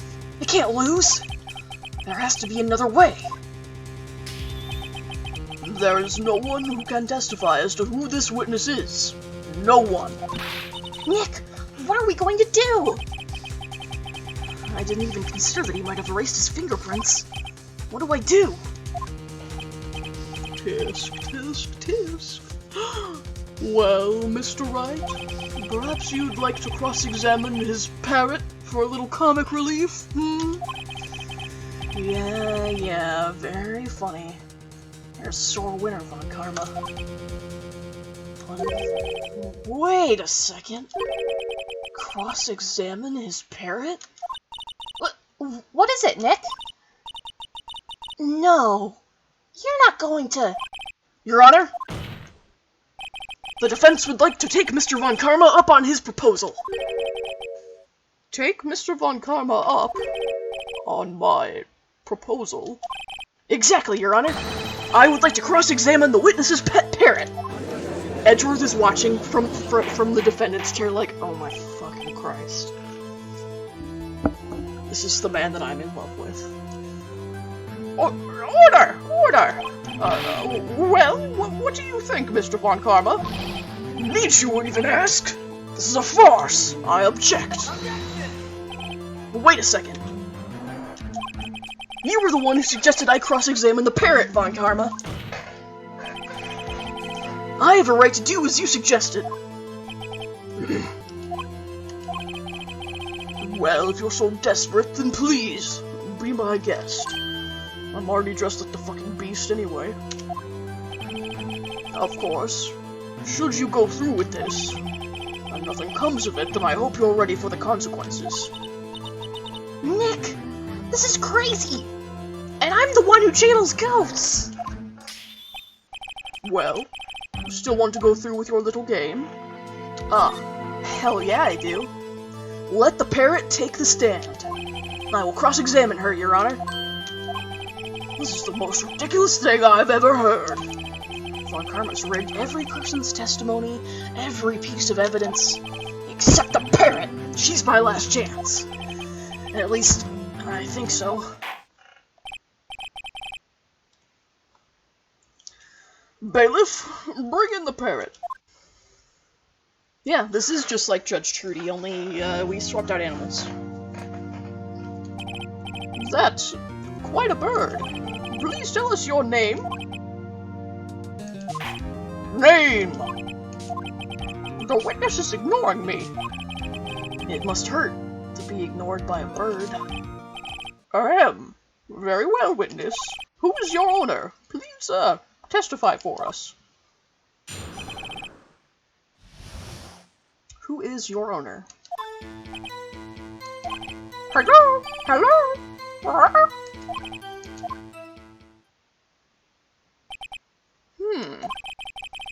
Certainly the most concise testimony we've had so far.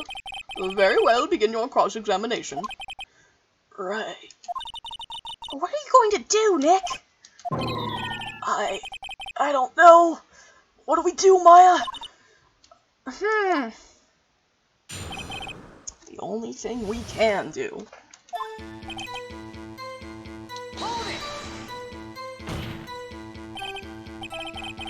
Witness, you can't just say hello and expect us to get anywhere. I want you to testify. Maya, you talk to her. Right. What do I say? Have we forgotten something? As I recall, 2 days ago... Polly, have we forgotten something? Squaw? Don't forget DL6. If I can get Polly to say that here, that will prove that the caretaker had something to do with DL6. Polly, have we forgotten something? Hello? That's not what you're supposed to say. Forgot something. We forgot. Hello? Uh-oh. It's not working, Nick. She won't say it. This is ridiculous. Why won't she say it? Test. Is something the matter, Mr. Wright? Wait. Don't tell me Von Karma expected this. He couldn't have retrained the parrot, could he? Did he train her not to respond when we asked if we'd forgotten anything?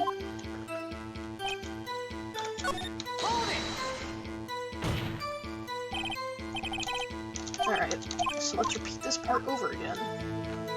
What's your name? Polly, what's your name? Polly. Mr. Wright, I think we've established that this parrot is named Polly.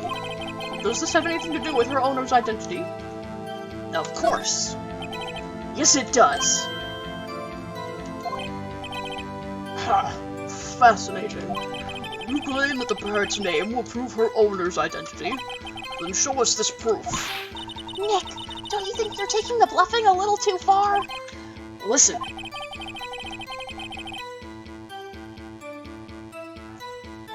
We're not here to answer the question of who is the caretaker. We're here to prove that he is Yanni Yogi. All we have to do is tie the name Polly to Yogi. Your Honor, the proof that the parrot's name reveals the caretaker's identity is...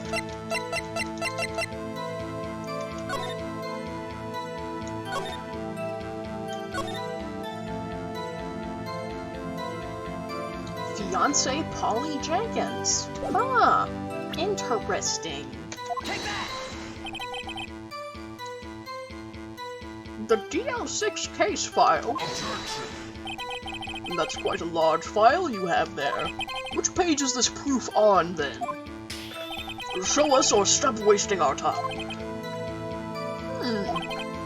Very well, Mr. Wright, please show us the page. Where in this file is the information connected to the parrot's name?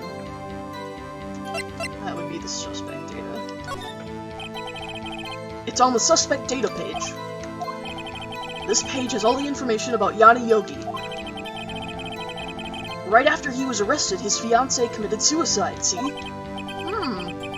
Indeed, it does say that, yes. What was his fiancée's name? Polly Jenkins. Polly! Exactly, Your Honor. He wanted to remember the name of his fiancée who had committed suicide. That's why he named his parrot after her. I see. I guess that is possible. Objection! Bah! A mere coincidence, that's all.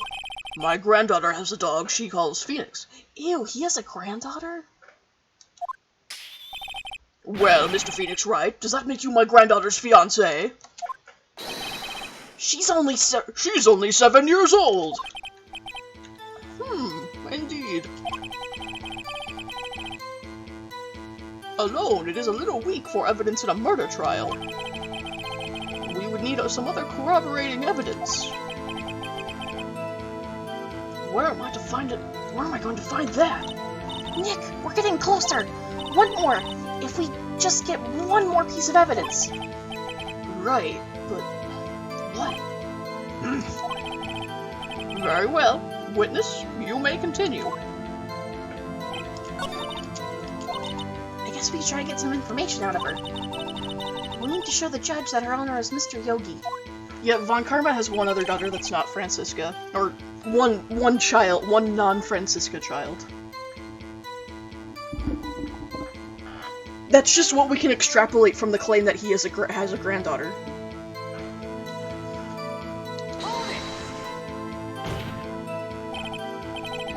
Witness, you can't just say hello and expect us to get anywhere. I'm going to ask you another question.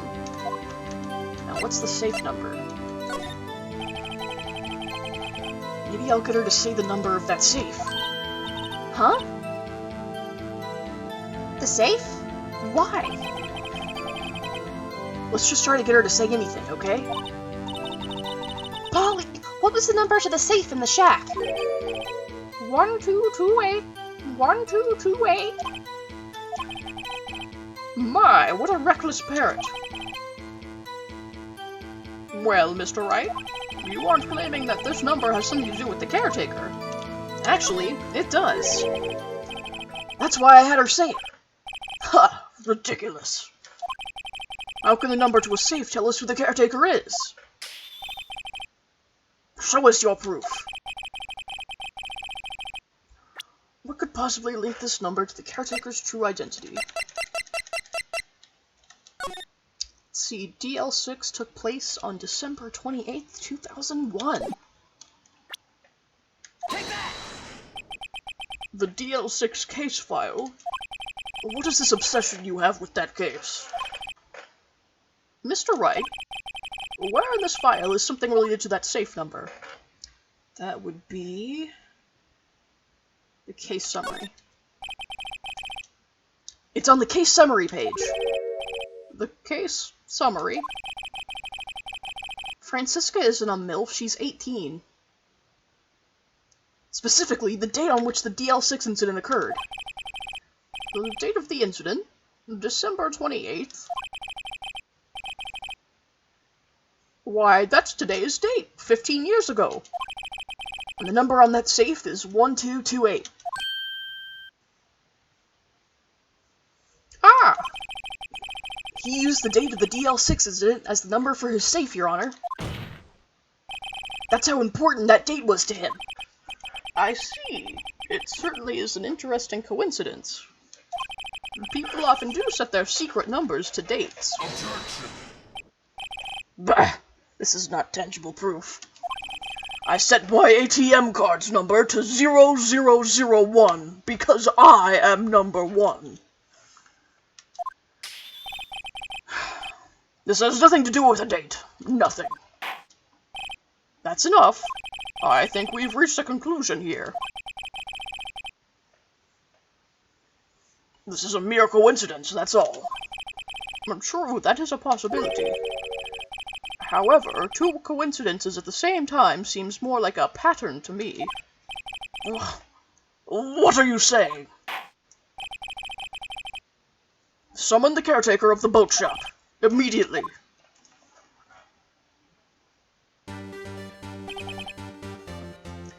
Witness, tell us your name.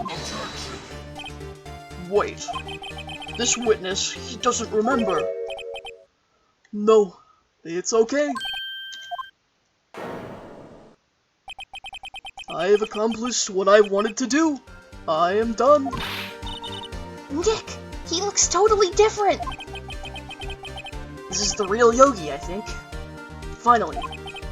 He's been acting feeble to hide his true identity. Acting? For 15 years! Well, let me ask you again. Please state your name for the court. My name is Yanni Yogi. 15 years ago, I served as a bailiff in this very court.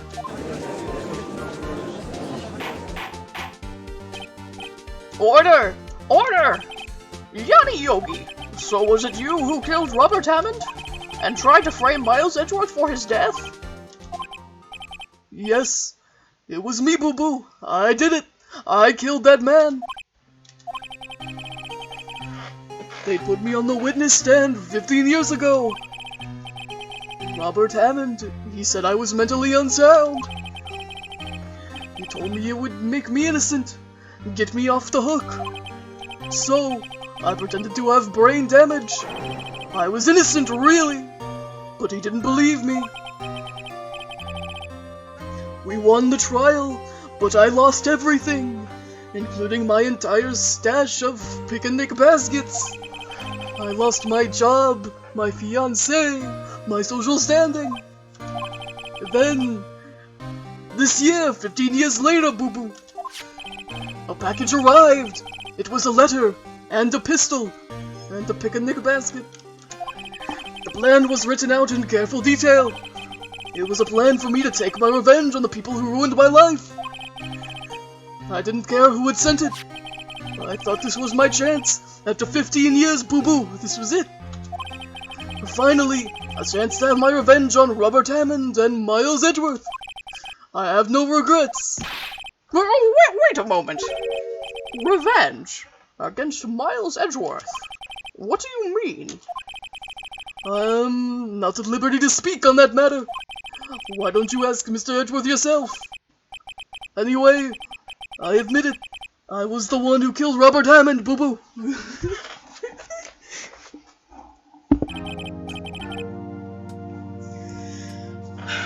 Von Karma? Where is Mr. Yogi Bear? Under arrest, Your Honor. I saw no room for error in his confession. Then, the defendant, Miles Edgeworth, is innocent.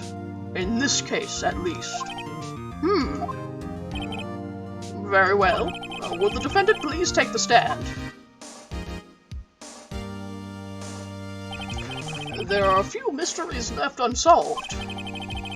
Still, you are cleared of suspicion for this particular case. So I would like to pass judgment on the murder of Mr. Robert Hammond. Any objections?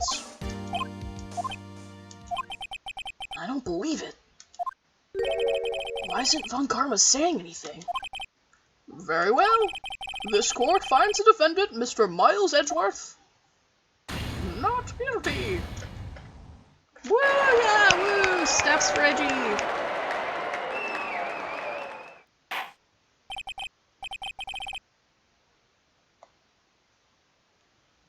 That is all. This court is adjourned. Objection! Motherfucker! Why are you objecting to your own innocence? Did someone just say objection? It wasn't Von Karma. Oh wait, but that means... No... Edgeworth! Your Honor? I object to your judgment. What do you mean? I'm not innocent at all. As we have heard, Yanni Yogi killed Robert Hammond in revenge. But, revenge for what? Nick! Edgeworth is trying to confess! He's going to say he's guilty! He's going to tell them he was the murderer in the DL6 incident! He's going to tell them he killed his own dad! Uh-oh! What do I do? Well, I'm sure as hell not leaving it to Edgeworth. The judgment has already been passed. I object to Edgeworth's outburst. Didn't something like this happen yesterday, too? I believe a certain witness raised an objection after a guilty verdict was passed. That would be Larry. We must hear this new statement. We must hear Miles Edgeworth. If he's right, we have a duty to hear Mr. Edgeworth out.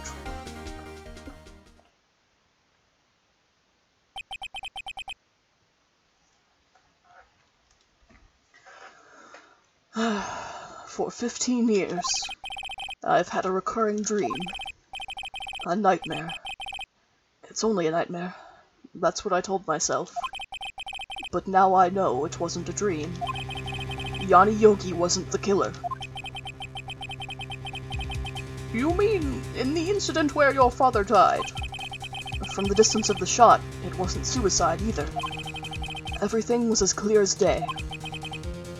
The murderer, the criminal in the DL6 incident, it was me.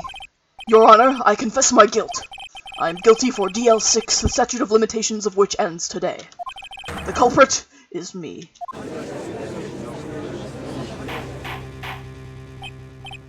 Order! Order! This is certainly unexpected. The defendant, declared innocent, is confessing to a different crime. A crime for which the statute of limitations runs out today.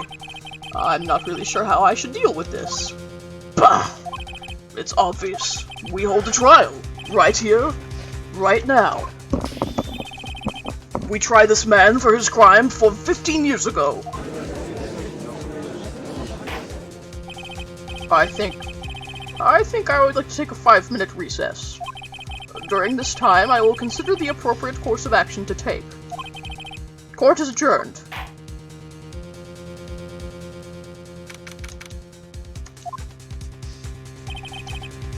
I'm sorry, Wright. I've just wasted all of your effort. Mr. Edgeworth, I just don't believe it, sir. I mean, you...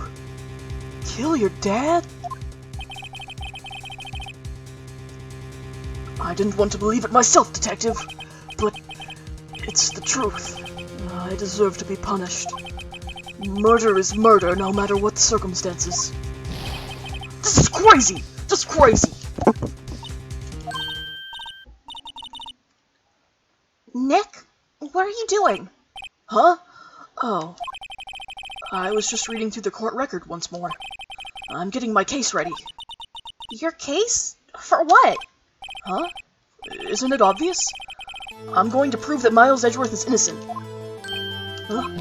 What are you talking about, pal? He just admitted to it. He confessed that he did it!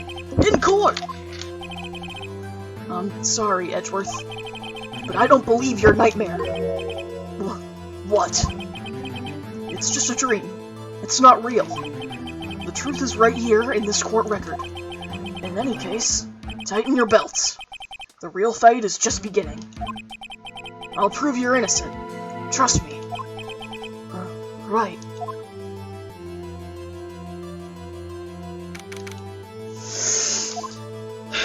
Okay. Now then, I would like to resume our trial. Judge, Miles Edgeworth has admitted his own guilt. He has confessed his crime. Let us begin by hearing his testimony. Then, though pointless, let the defense do their cross-examining. The statute of limitations of the DL6 incident runs out today. Though it's unconventional for me, I like to run this one by the book. I see. Does the defense have any objections? No, Your Honor. On karma. You knew this was going to happen from the very beginning, didn't you? Very well. Will Miles Edgeworth take the stand?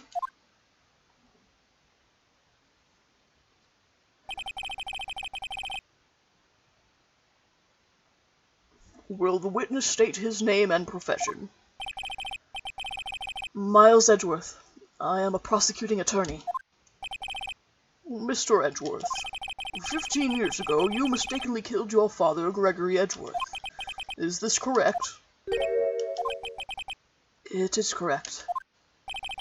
Then testify about this matter to the court. When Edgeworth was telling me about his dream yesterday, I noticed something. One detail didn't quite fit. That will be the key. But only if I can get it to work. Please. Please. It's simple. We do a little trolling. That day, I had gone to the courtroom to observe one of my father's trials. As we went to leave, an earthquake struck, trapping us in the elevator. My father and Mr. Yogi lost their composure and began to argue. Just then, something heavy fell at my feet. I picked it up and threw it at Mr. Yogi. I wanted them to stop fighting. A moment later, there was a single gunshot, then a scream. It was a terrible scream. I remember it to this day. And that's all. And until now, you thought this memory was a dream. We were stuck in that elevator for 5 hours. The oxygen in the elevator ran out, and I had lost my memory of the events. Bah! The same claim Mr. Yogi has made. Very well. Mr. Wright, your cross-examination, please. Yes, Your Honor.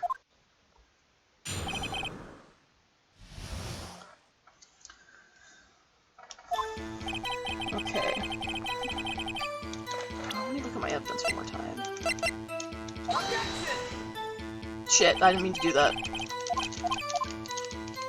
I meant to check it, not present it. Whoops.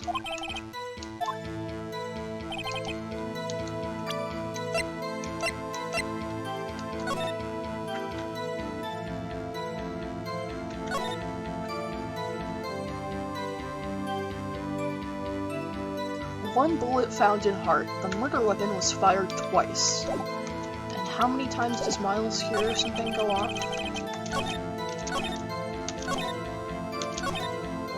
A single gunshot. That don't add up, Miles, my boy.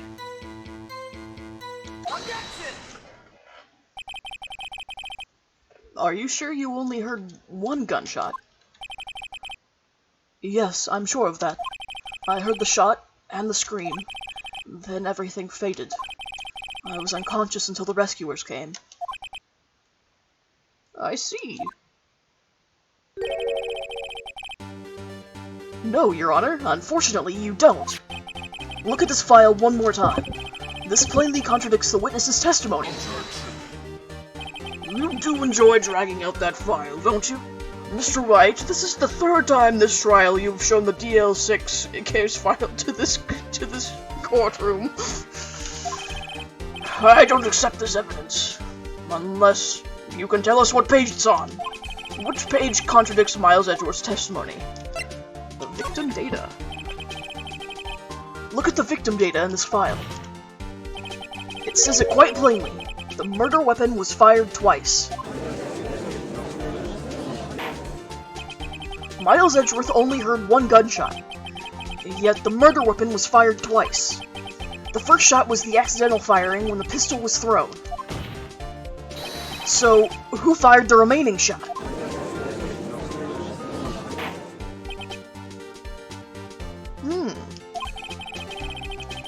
Was there perhaps another shooter who fired that second shot? Your Honor, as I'm sure you're aware, this incident occurred 15 years ago. The evidence is dated. The pistol did fire twice. However, we do not know when that second shot was fired. It might have been fired the day before the incident. But there is no proof that the second shot had anything to do with this incident. What? I see. I would kill to see the JFK murder case in the AA universe. You would kill JFK himself, perhaps? You do have a point. Mr. Wright, the murder weapon was fired twice, as we have heard. One of those shots was fired by the defendant, a boy at the time. Do you have any proof that the other shot fired had something to do with this case? I do. Your Honor, I think I will be able to show you proof. What? Impossible. Now, Mr. Von Karma, save your surprise for after you've seen the evidence. Very well, Mr. Wright, show us your proof. Do you have evidence that the second firing of the pistol is related to this incident?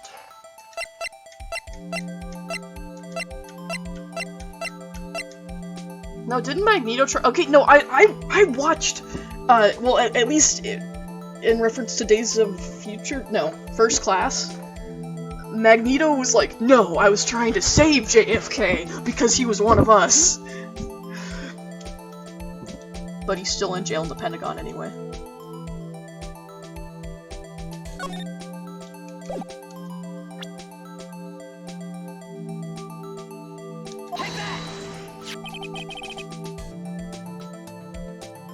Look at this photograph. This is a photograph of the scene of the crime 15 years ago. I don't know, they didn't talk about what JFK's mutant power was. It was just Michael Fassbender being like, no, I was trying to save him because he's one of us, Charles. His superpower was head explode on command. Oh Christ! Okay, honestly, everybody, stop making me laugh while Gregory Edgeworth's dead body's on the screen.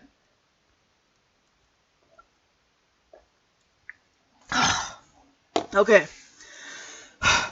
Okay, everybody get together. Get together. Everyone compose yourselves. No, Magneto didn't kill Gregory Edgeworth! Stop it! Stop it! Magneto tried to save him, but, you know, as we can see, he failed.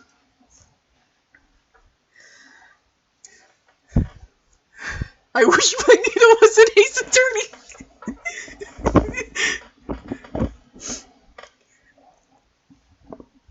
God, could you imagine? No, you know, if Wolverine had to be an Ace Attorney witness, they'd have to put him on a box on the witness stand like they had to do for Cody. For Cody Hackins. In Turnabout Samurai, they'd have to put him on a little box. So he can see over it.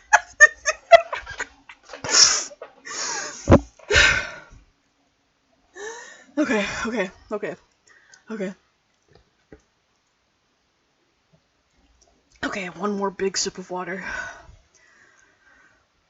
Okay, I'm fine. Okay, I'm serious. I'm serious, Susie, now. This is a photograph of the scene of the crime 15 years ago. I can see that the victim lying there is Gregory Edgeworth. This proves the murder weapon was fired twice at the time of the incident. This photo proves it. So let me get this straight. This photo proves 2 shots were fired? Where? Oh my god, can I make Phoenix and Wolverine fight each other? Oh my fucking god, I could, couldn't I? We're not that far away from an X-Men Ace Attorney case. Oh my god, is Marvel versus— wait, shit, it's a Capcom Publisher Weekend right now, if it's not already over. How much is Marvel vs. Capcom 3? Hold on, I'm looking at Steam right now. The Steam store. Marvel vs. Capcom 3. Oh my god, it's only but it's only like $8, because it's 70% off right now. Okay, I'm buying this. I'm literally buying this as we speak.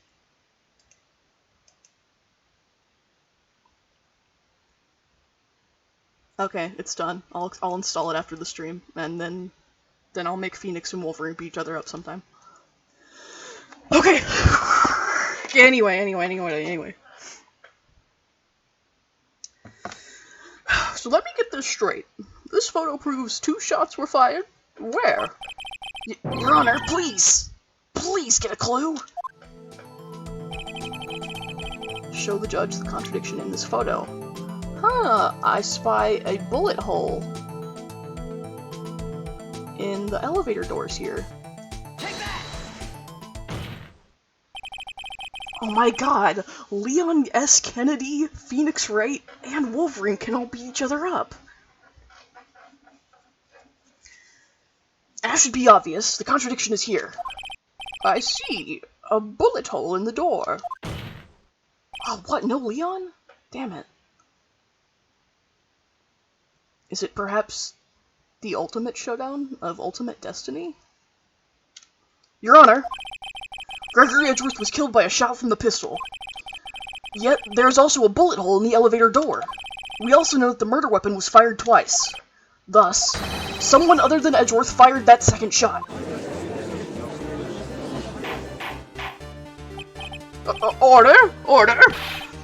Mr. Wright, what are you driving at? Ace Attorney versus Thanos? No, stop! It's simple, Your Honor. At the time of the incident, 2 shots were fired. One went into Gregory Edgeworth's heart. The other hit the elevator door. Remember that the defendant lost consciousness after the shot he fired rang out.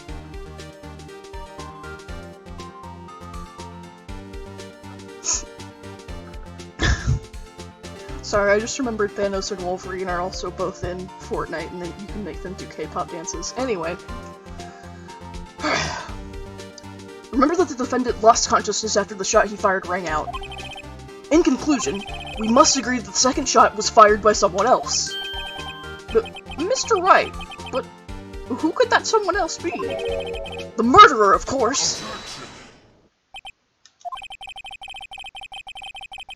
I knew I should have stepped in before your wild fantasies got out of hand. Mr. Wright, look once more at the DL6 incident case file. Look closely. Try the case summary page. The case summary. That's on page 1. Look what is written there. Not a single clue was found on the scene. If the pistol had indeed been fired 2 times, then the other bullet would have been discovered on the scene. He does have a point. That second bullet has never been found. Why? Because the second bullet does not exist. The bullet that claimed Gregory Edgeworth's life was the one fired by his own son. That is the truth of this matter. The whole truth. It was undoubtedly something else that made that bullet hole in the door.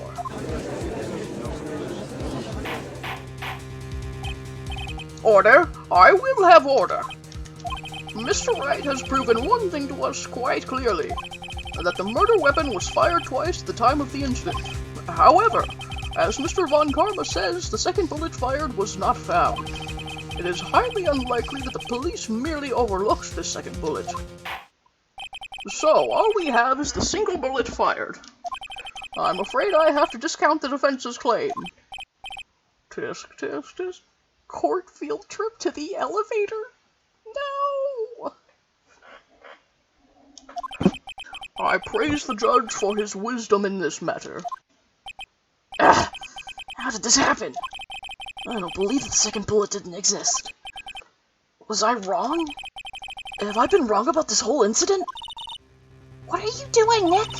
Why aren't you raising an objection? I'm sorry, Maya. What? It looks like I was wrong. Nick? If the second bullet wasn't there, then all my conjectures are for nothing. No. But you said you'd do it, Nick! You said you'd get Edgeworth declared innocent! I'm sorry. It's just... when I saw that photograph, I thought that 2 shots had been fired. I was so certain of it.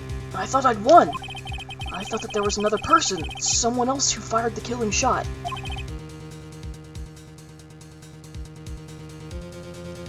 But now, I was wrong to think it could be that simple. This case has stood unsolved for 15 years. Nick? Well, it seems that we have finally cleared up this incident. Only 1 bullet was found at the scene of the crime. That shot was fired by Miles Edgeworth. Precisely. I would like to ask one thing of Miles Edgeworth before passing my verdict. Have you been paying attention to the trial so far? Yes, Your Honor. Do you have any objections? No. No, I do not. So you killed your father, though it was not your intention? Yes, I did. Oh no. He's accepted the guilt.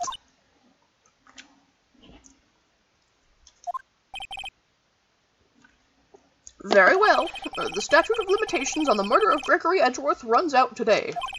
Therefore, I must pronounce a verdict on the defendant today, right here. Right now. Indeed. Does anyone have any objections? I've been here before.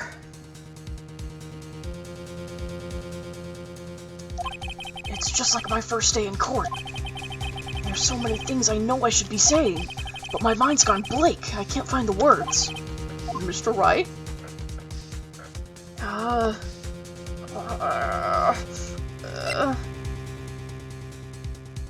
Yeah, I gotta object. Your Honor? I object. Tisk. Mr. Wright, on what grounds do you object? Nick? I don't know. His case is perfect. Oh no. It must exist. The second bullet. What? What did you just say? Nothing! The second bullet must exist? But where? Someone took it. It seems waiting is not going to produce us any answers from Mr. Wright. Oh, wait, Your Honor! Second bullet! It existed! What? But we've just heard proof that it did not exist. I realize that, Your Honor. I'm not really grasping here. It's just... someone took it from the scene of the crime. That's what happened. But who? The murderer! The murderer? The murderer? Then tell us, just who is this murderer? I'm still thinking about that one. So the criminal took the second bullet, but why? Huh? First of all, how would they have found it? It's not easy to find a stray bullet, Mr. Wright. Was there some pressing need for the murderer to search for that bullet? The murderer didn't need it. Why would the murderer have spent the time to look for that stray bullet? I haven't got a clue. What's wrong, Mr. Wright? The murderer had no reason to take that bullet. You don't want to admit it, but it's true. Had to take it. Had to take it? The murderer? What does that mean? You're thinking too normal. Think crazy. Don't think why the bullet was taken. Think normal for the Joker. Think why the bullet had to be taken.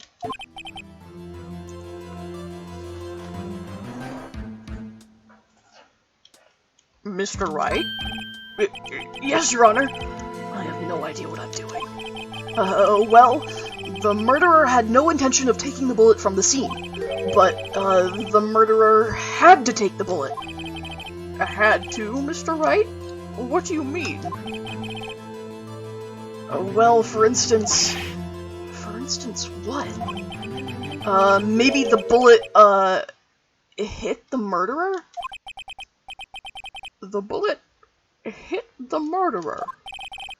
Just saying, for instance. I mean, if it hit you, you would have to take it with you, wouldn't you? It's not like you could perform surgery right there. You know?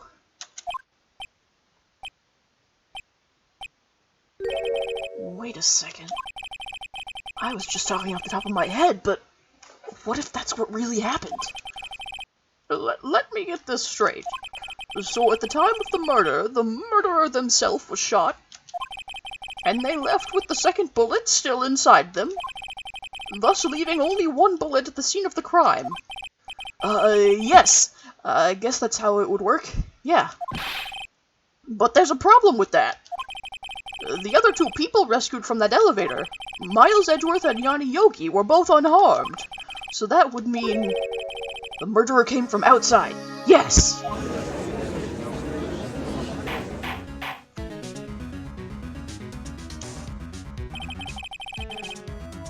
The two men fight inside the elevator. Trying to stop them, the boy picks up the pistol at his feet and throws it. The pistol discharges, and the bullet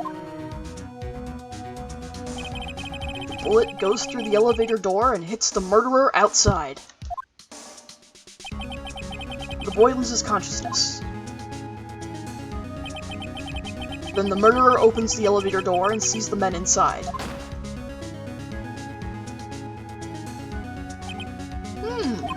Mr. Wright, you are truly the most unpredictable defense attorney I've ever known. I can tell you're grasping, yet I cannot deny the possibility of what you say. What are you saying? Deny it! Deny it! Deny it like Peter in the Garden of Gethsemane. No one involved in the incident was wounded. There was no murderer. No one was wounded at the time of the incident. He's right. I can't think of anyone. Hey, Nick! Oh? I just thought of something really crazy. Crazy? Remember what Mr. Grossberg said yesterday? Gregory Edgeworth dealt a blow to his perfect trial record. Wow. It must have been quite a shock for Von Karma.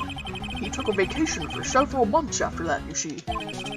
Yes, an unusual event for the man. That was the first and last vacation he's taken in his many years of prosecuting. What if Von Karma didn't take that vacation because of shock, but took it because he was injured? Which would mean... It could only mean one thing. He was the murderer in the DL6 incident. He was the man who shot Gregory Edgeworth. It was Von Karma. Oh man. Something wrong, Mr. Wright? You seem dazed. No, Your Honor.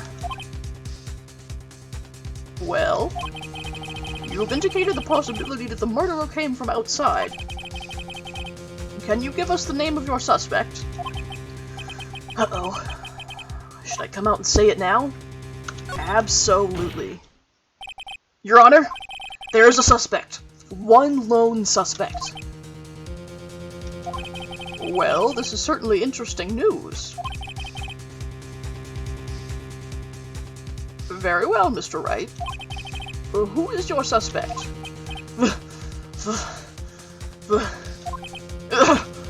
My hands are shaking. Hey, Miles, come hold them for me. What? Von Karma. Von Karma?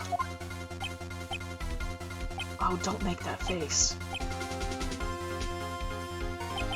You mean the Von Karma? The prosecutor? The one standing right over there? You don't object. I see no need. Why honor this ridiculous outburst with my objection? Because you took a vacation for several months starting the day after the incident. Yet you pride yourself on a perfect record. Why would you take such a long vacation without any reason? So you're claiming that I took a vacation to heal my injury from the incident. Fascinating. Prove it. I would have needed surgery, no? Where did I go under the knife at, Mr. Wright? Bring the doctor that operated on me. Have him testify. Ugh. Nick! Let's find out who his doctor is. It's no use. Edgeworth? I know Von Karma. Perhaps too well. He's perfect. He wouldn't leave clues. He probably didn't undergo surgery. That would leave a doctor as a witness. Nobody's that perfect. So what, Nick? Didn't Von Karma pull the bullet out by himself? That's insane! No, he couldn't have. You can't just pull bullets out of yourself. Wait. Oh, what does that mean? That bullet has to be somewhere. But where? Tisk, tisk, tisk. Well, Mr. Wright, can you produce evidence to prove that I was shot? Oh. You bet your stupid, old, wrinkly-ass I can. Alright, Von Karma. I'll prove it. And I'll even use evidence. I know how you like it so much. What? The evidence that proves Von Karma was shot is...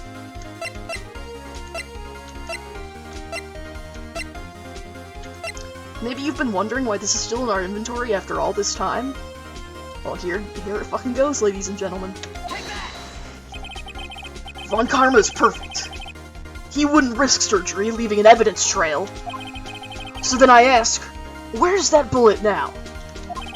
I think it unlikely that Von Karma performed surgery on himself. You don't mean... I do. There is the possibility that the bullet is still inside Von Karma.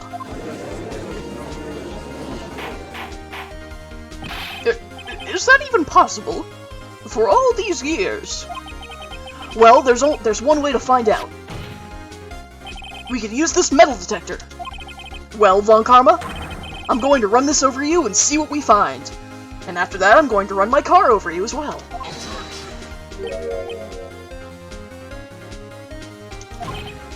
I refuse. You refuse. But refusing this means you acknowledge that the bullet is still inside you. Order? Order! Order! Your Honor, the defense requests that we be allowed to use the metal detector. Judge, I call for a suspension of this trial. This is an invasion of privacy. The statute of limitations runs out on this case today. It was you who said we had to end it right here, right now.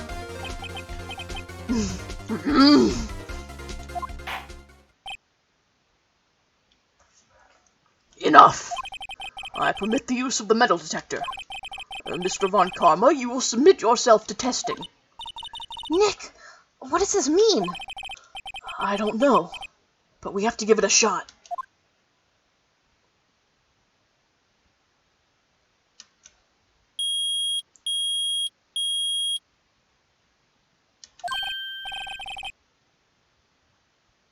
It reacted. Something's inside his right shoulder. The bullet!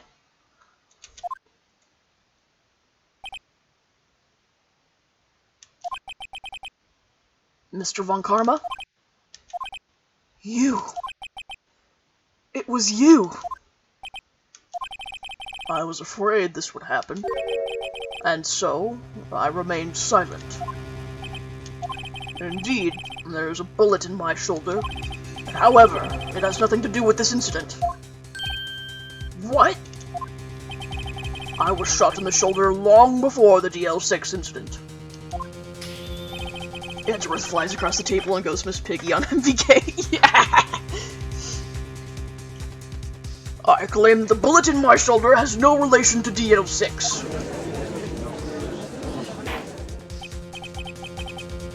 But, Mr. Von Karma, can you prove that? Prove?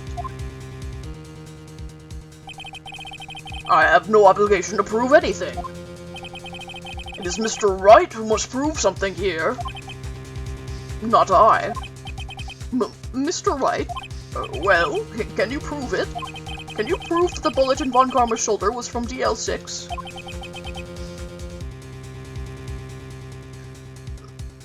Of course he can't. You don't have any of the DL6 evidence. That's because you took it out of the records room yesterday. MVK, my vagina killing. Truthfully, I don't know how to respond to that, and I don't really want to. With no proof, you cannot convict me of any crime. So sorry, Mr. Wright. No. I'm the one who's sorry, Mr. Von Karma. What? You were close. One day away from freedom. But you see, I have proof. What? Who would have thought you... Whoops. Cross my wires again. Who would have thought we would dig your own grave trying to convict Edgeworth? I can link that bullet in your shoulder to the DL6 incident.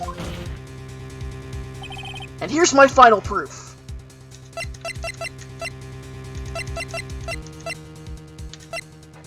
The bullet that Maya managed to take off him yesterday.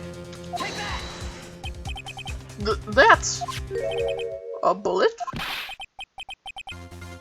Where did you get that? This is the bullet used in the DL6 incident. This was taken from the heart of the victim, Mr. Gregory Edgeworth. The bullet is preserved quite nicely with all the ballistic markings intact. Ballistic markings? You may recall the term. It came up in the first trial 2 days ago.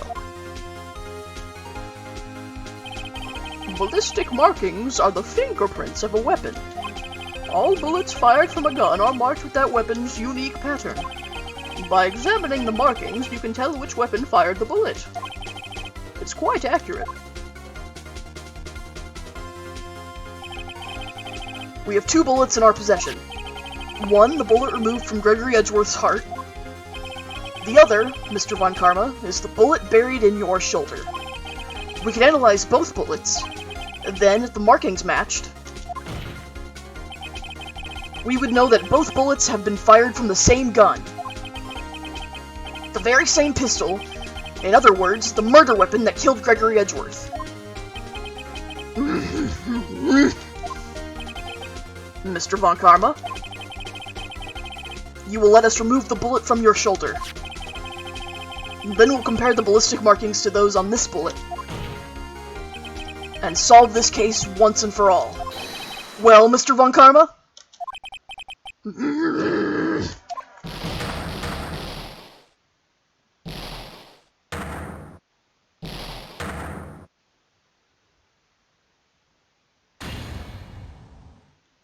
That scream. I've heard that scream before. Wait. I know.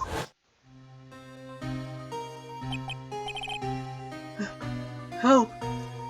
I cannot breathe! Quiet. I said quiet.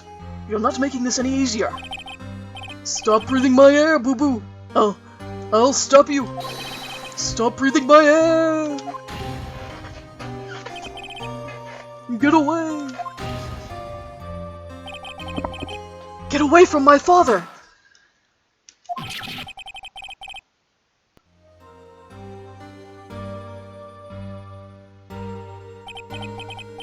It's that scream I heard in the elevator. 15 years ago. Von Karma! It was you who screamed! Mr. Von Karma?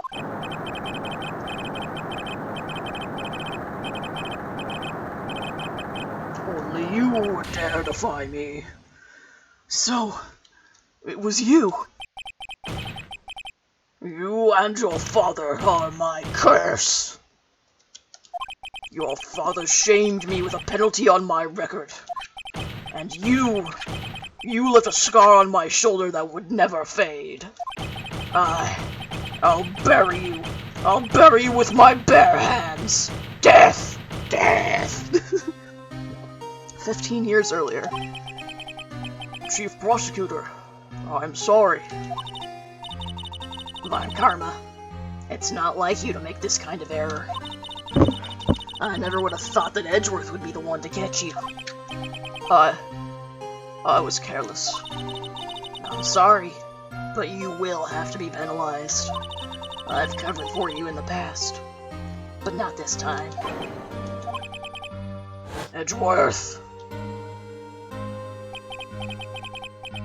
It was a shock like none I had ever known. Me? Penalized? It took hours for me to regain my composure. Suddenly, I found myself in the darkness. I was in the court records room. I must have wandered in there without thinking where I was going. The room was pitch black. The lights must have gone out. I went out into the hall and felt my way to the elevator. I pressed the button, but nothing happened. Then, there was a noise. I was in pain. A horrible, burning pain in my shoulder. Just then, the lights came back on. The elevator door opened before my eyes. I saw 3 people inside, all lying unconscious from oxygen deprivation. Much to my surprise, a pistol lay at my feet. I knew then it was destiny.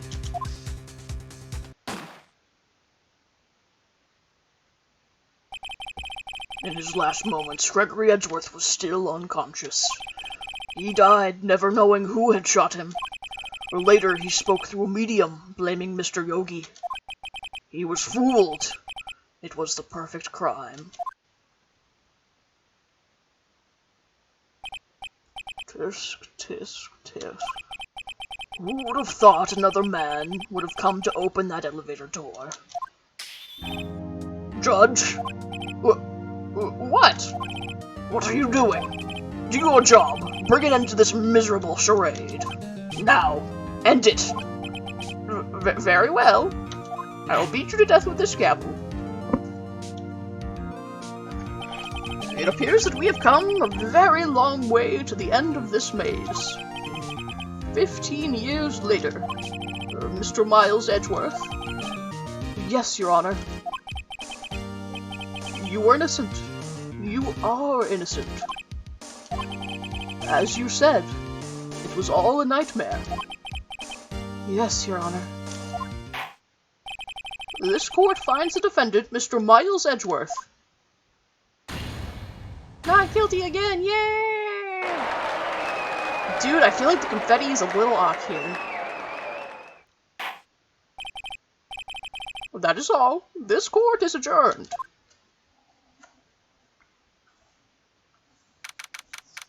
December 28th, 5:38 p.m., District Court, Defendant Lobby, number 2.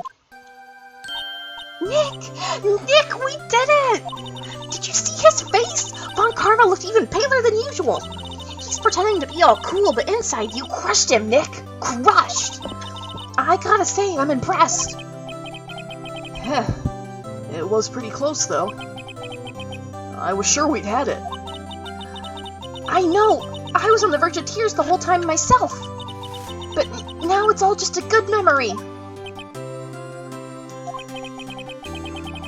So, it's finally over, Edgeworth.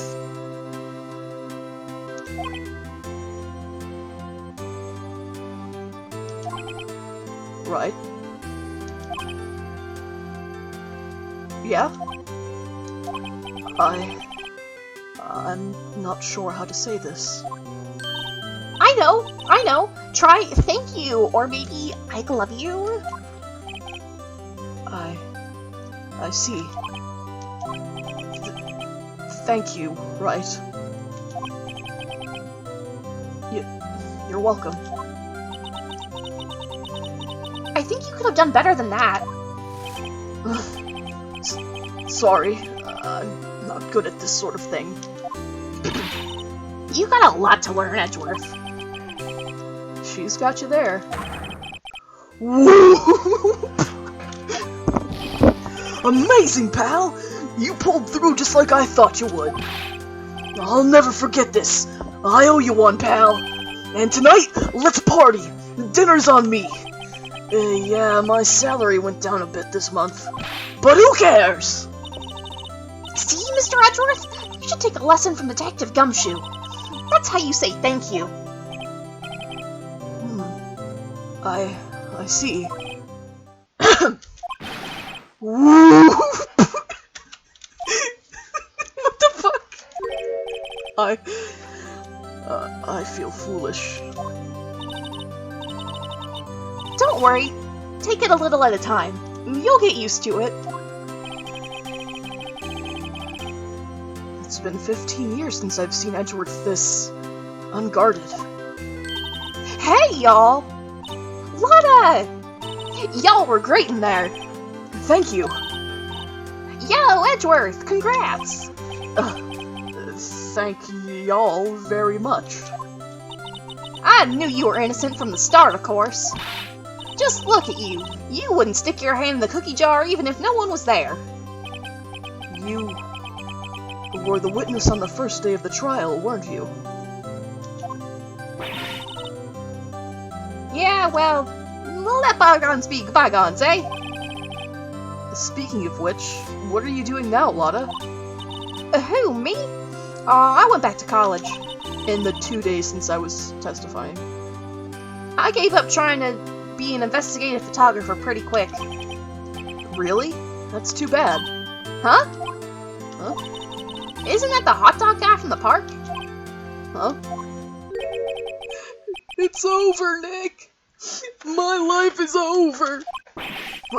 Why the sad face, Larry? What happened now? Oh, Nick! I'm not long for this world! You don't look sick. It's Beyonce! She's going to live in Paris!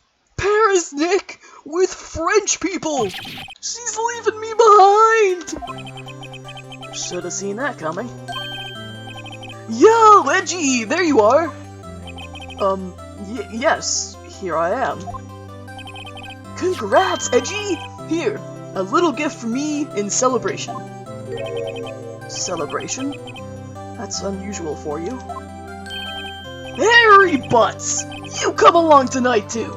My treat, pal! Huh? Thanks! Looking forward to it. Yo, Nick! That's the suit that questioned me! When it says treat, that's not police talk for prison food, right? Right? I think you'll be fine, Larry.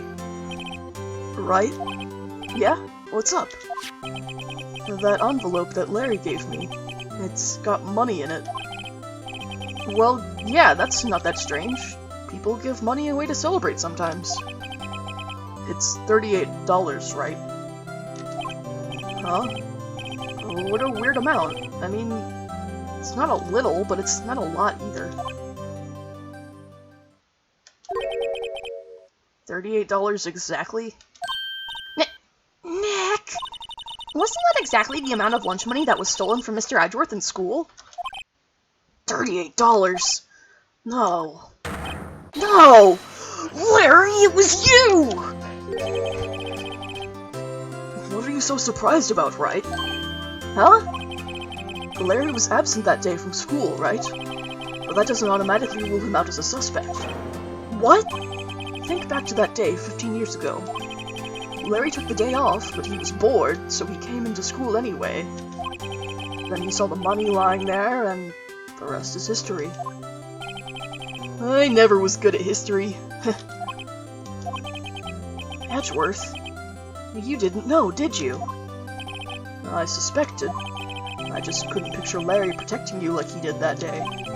Everyone else was saying you did it. The whole class was against you, remember? Yeah, too well. Right? You may not know this, but we used to have a saying back in school. When something smells, it's usually the butts. I know. Really, right? I'm surprised you didn't figure it out. Well, this sure is an unexpected turn of events, eh? Edgeworth. You should have told me! Now, Nick, it was 15 years ago. Don't you think the statute of limitations has run out, Mr. Edgeworth? I'd say so, yes. There you have it. Grrr. Where does that leave me? I became a defense attorney because of what you two did.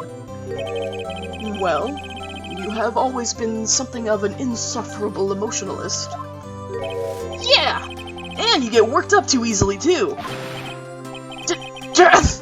The death sentence for both of you! Man, if only I'd known, I'd have become a prosecutor!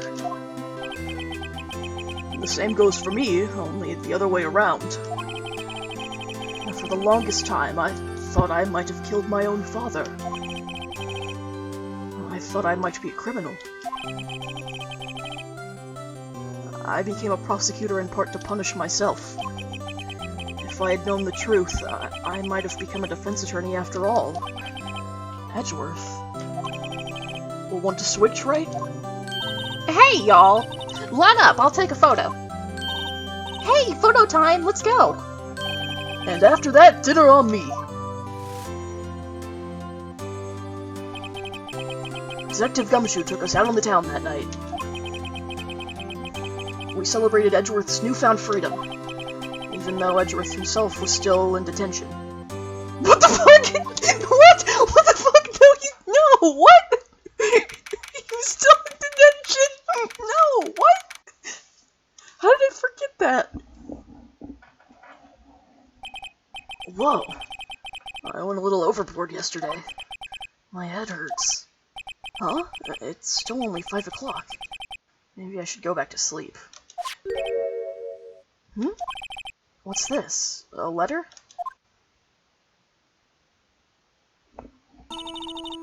Good morning, Nick. You were really impressive yesterday. Seeing you, it made me think about what I'm doing here. I'm a spirit medium, in training, of course. I wanted to help Mr. Edgeworth, too. I wanted to help you. But I couldn't. I was useless. So I've decided to go back to my training. I'll become a full-fledged spirit medium, for starters. I couldn't say it to your face, so I left this letter. Goodbye, Nick. Goodbye? What time is it? Gah, the first trains for the mountains have already left. To the station.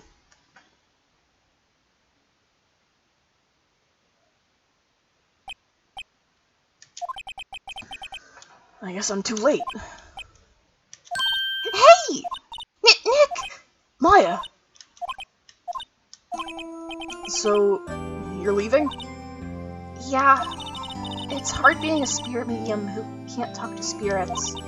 And I think you'll do fine without me, Nick. Be good, okay?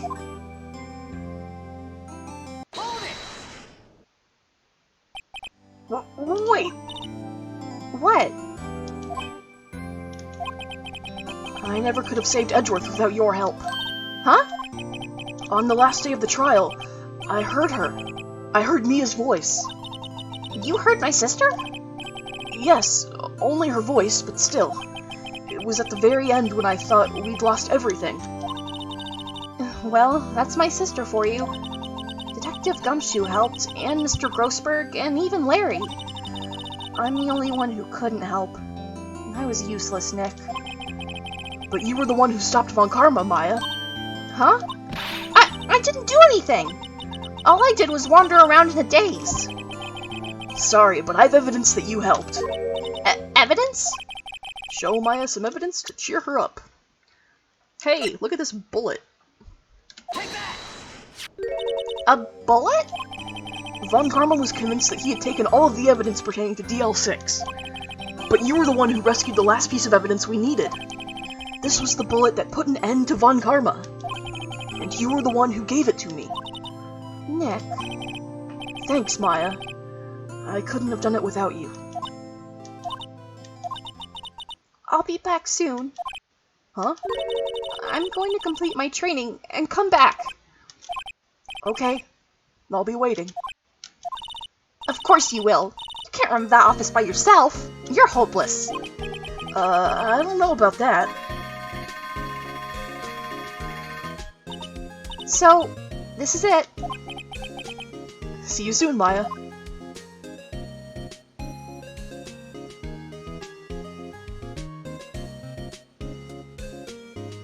Thanks, Nick.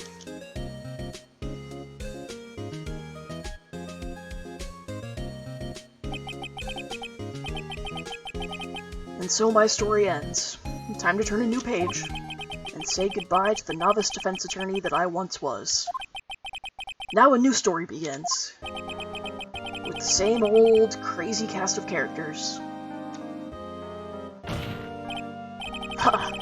Don't think you've graduated yet, amateur. Mr. Wright, perhaps you'd like to rethink that claim?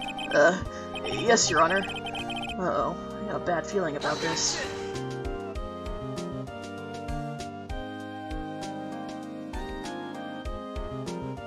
Okay, so, like, the credits are rolling now, but there's still one more case that's technically part of the first game.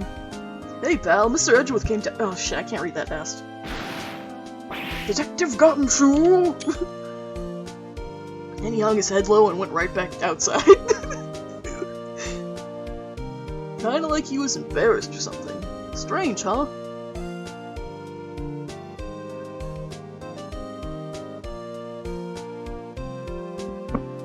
So the next case is meant to bridge the gap between the ending here and the beginning of the second game. Gonna introduce some very cool characters.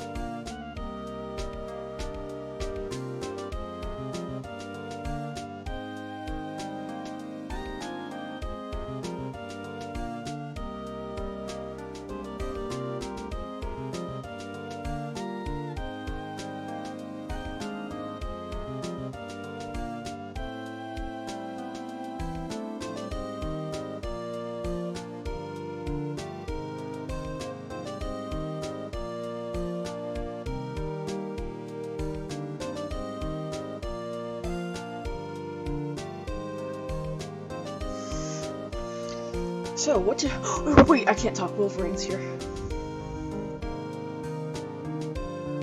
I love you, Wolverine.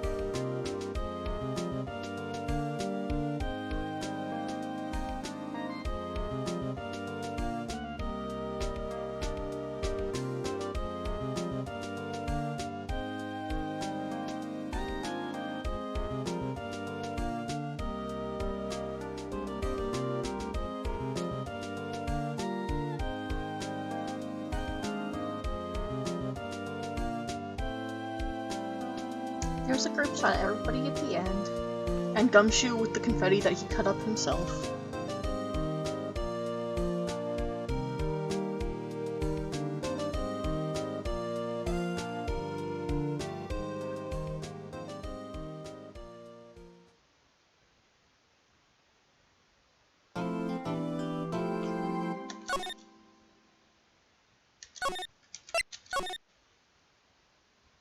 Alright, so next time we will be starting with Rise from the Ashes, which, as I said before, is meant to bridge the gap between the end of Turnabout Goodbyes and the start of the next game. And originally it was not in the original GB or Game Boy Advance version of the game, but it was added to the DS ports later. And it has the distinction of being the longest game in the entire series, or longest trial in the entire series. Longest case, I should add. Yes, that is with Emma Sky. And also has the most evidence in the court record at any one time of any other game. And Damon Gant. And most importantly, Angel Star. Okay. Hope you all have enjoyed this ride so far.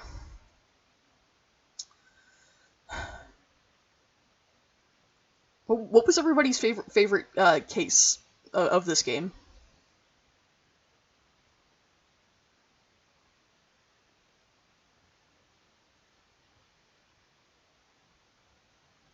Yeah, Turnabout Goodbyes is really good.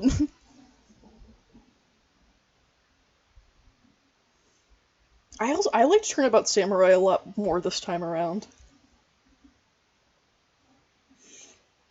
But I hope everyone has a good night, and I need to eat some dinner.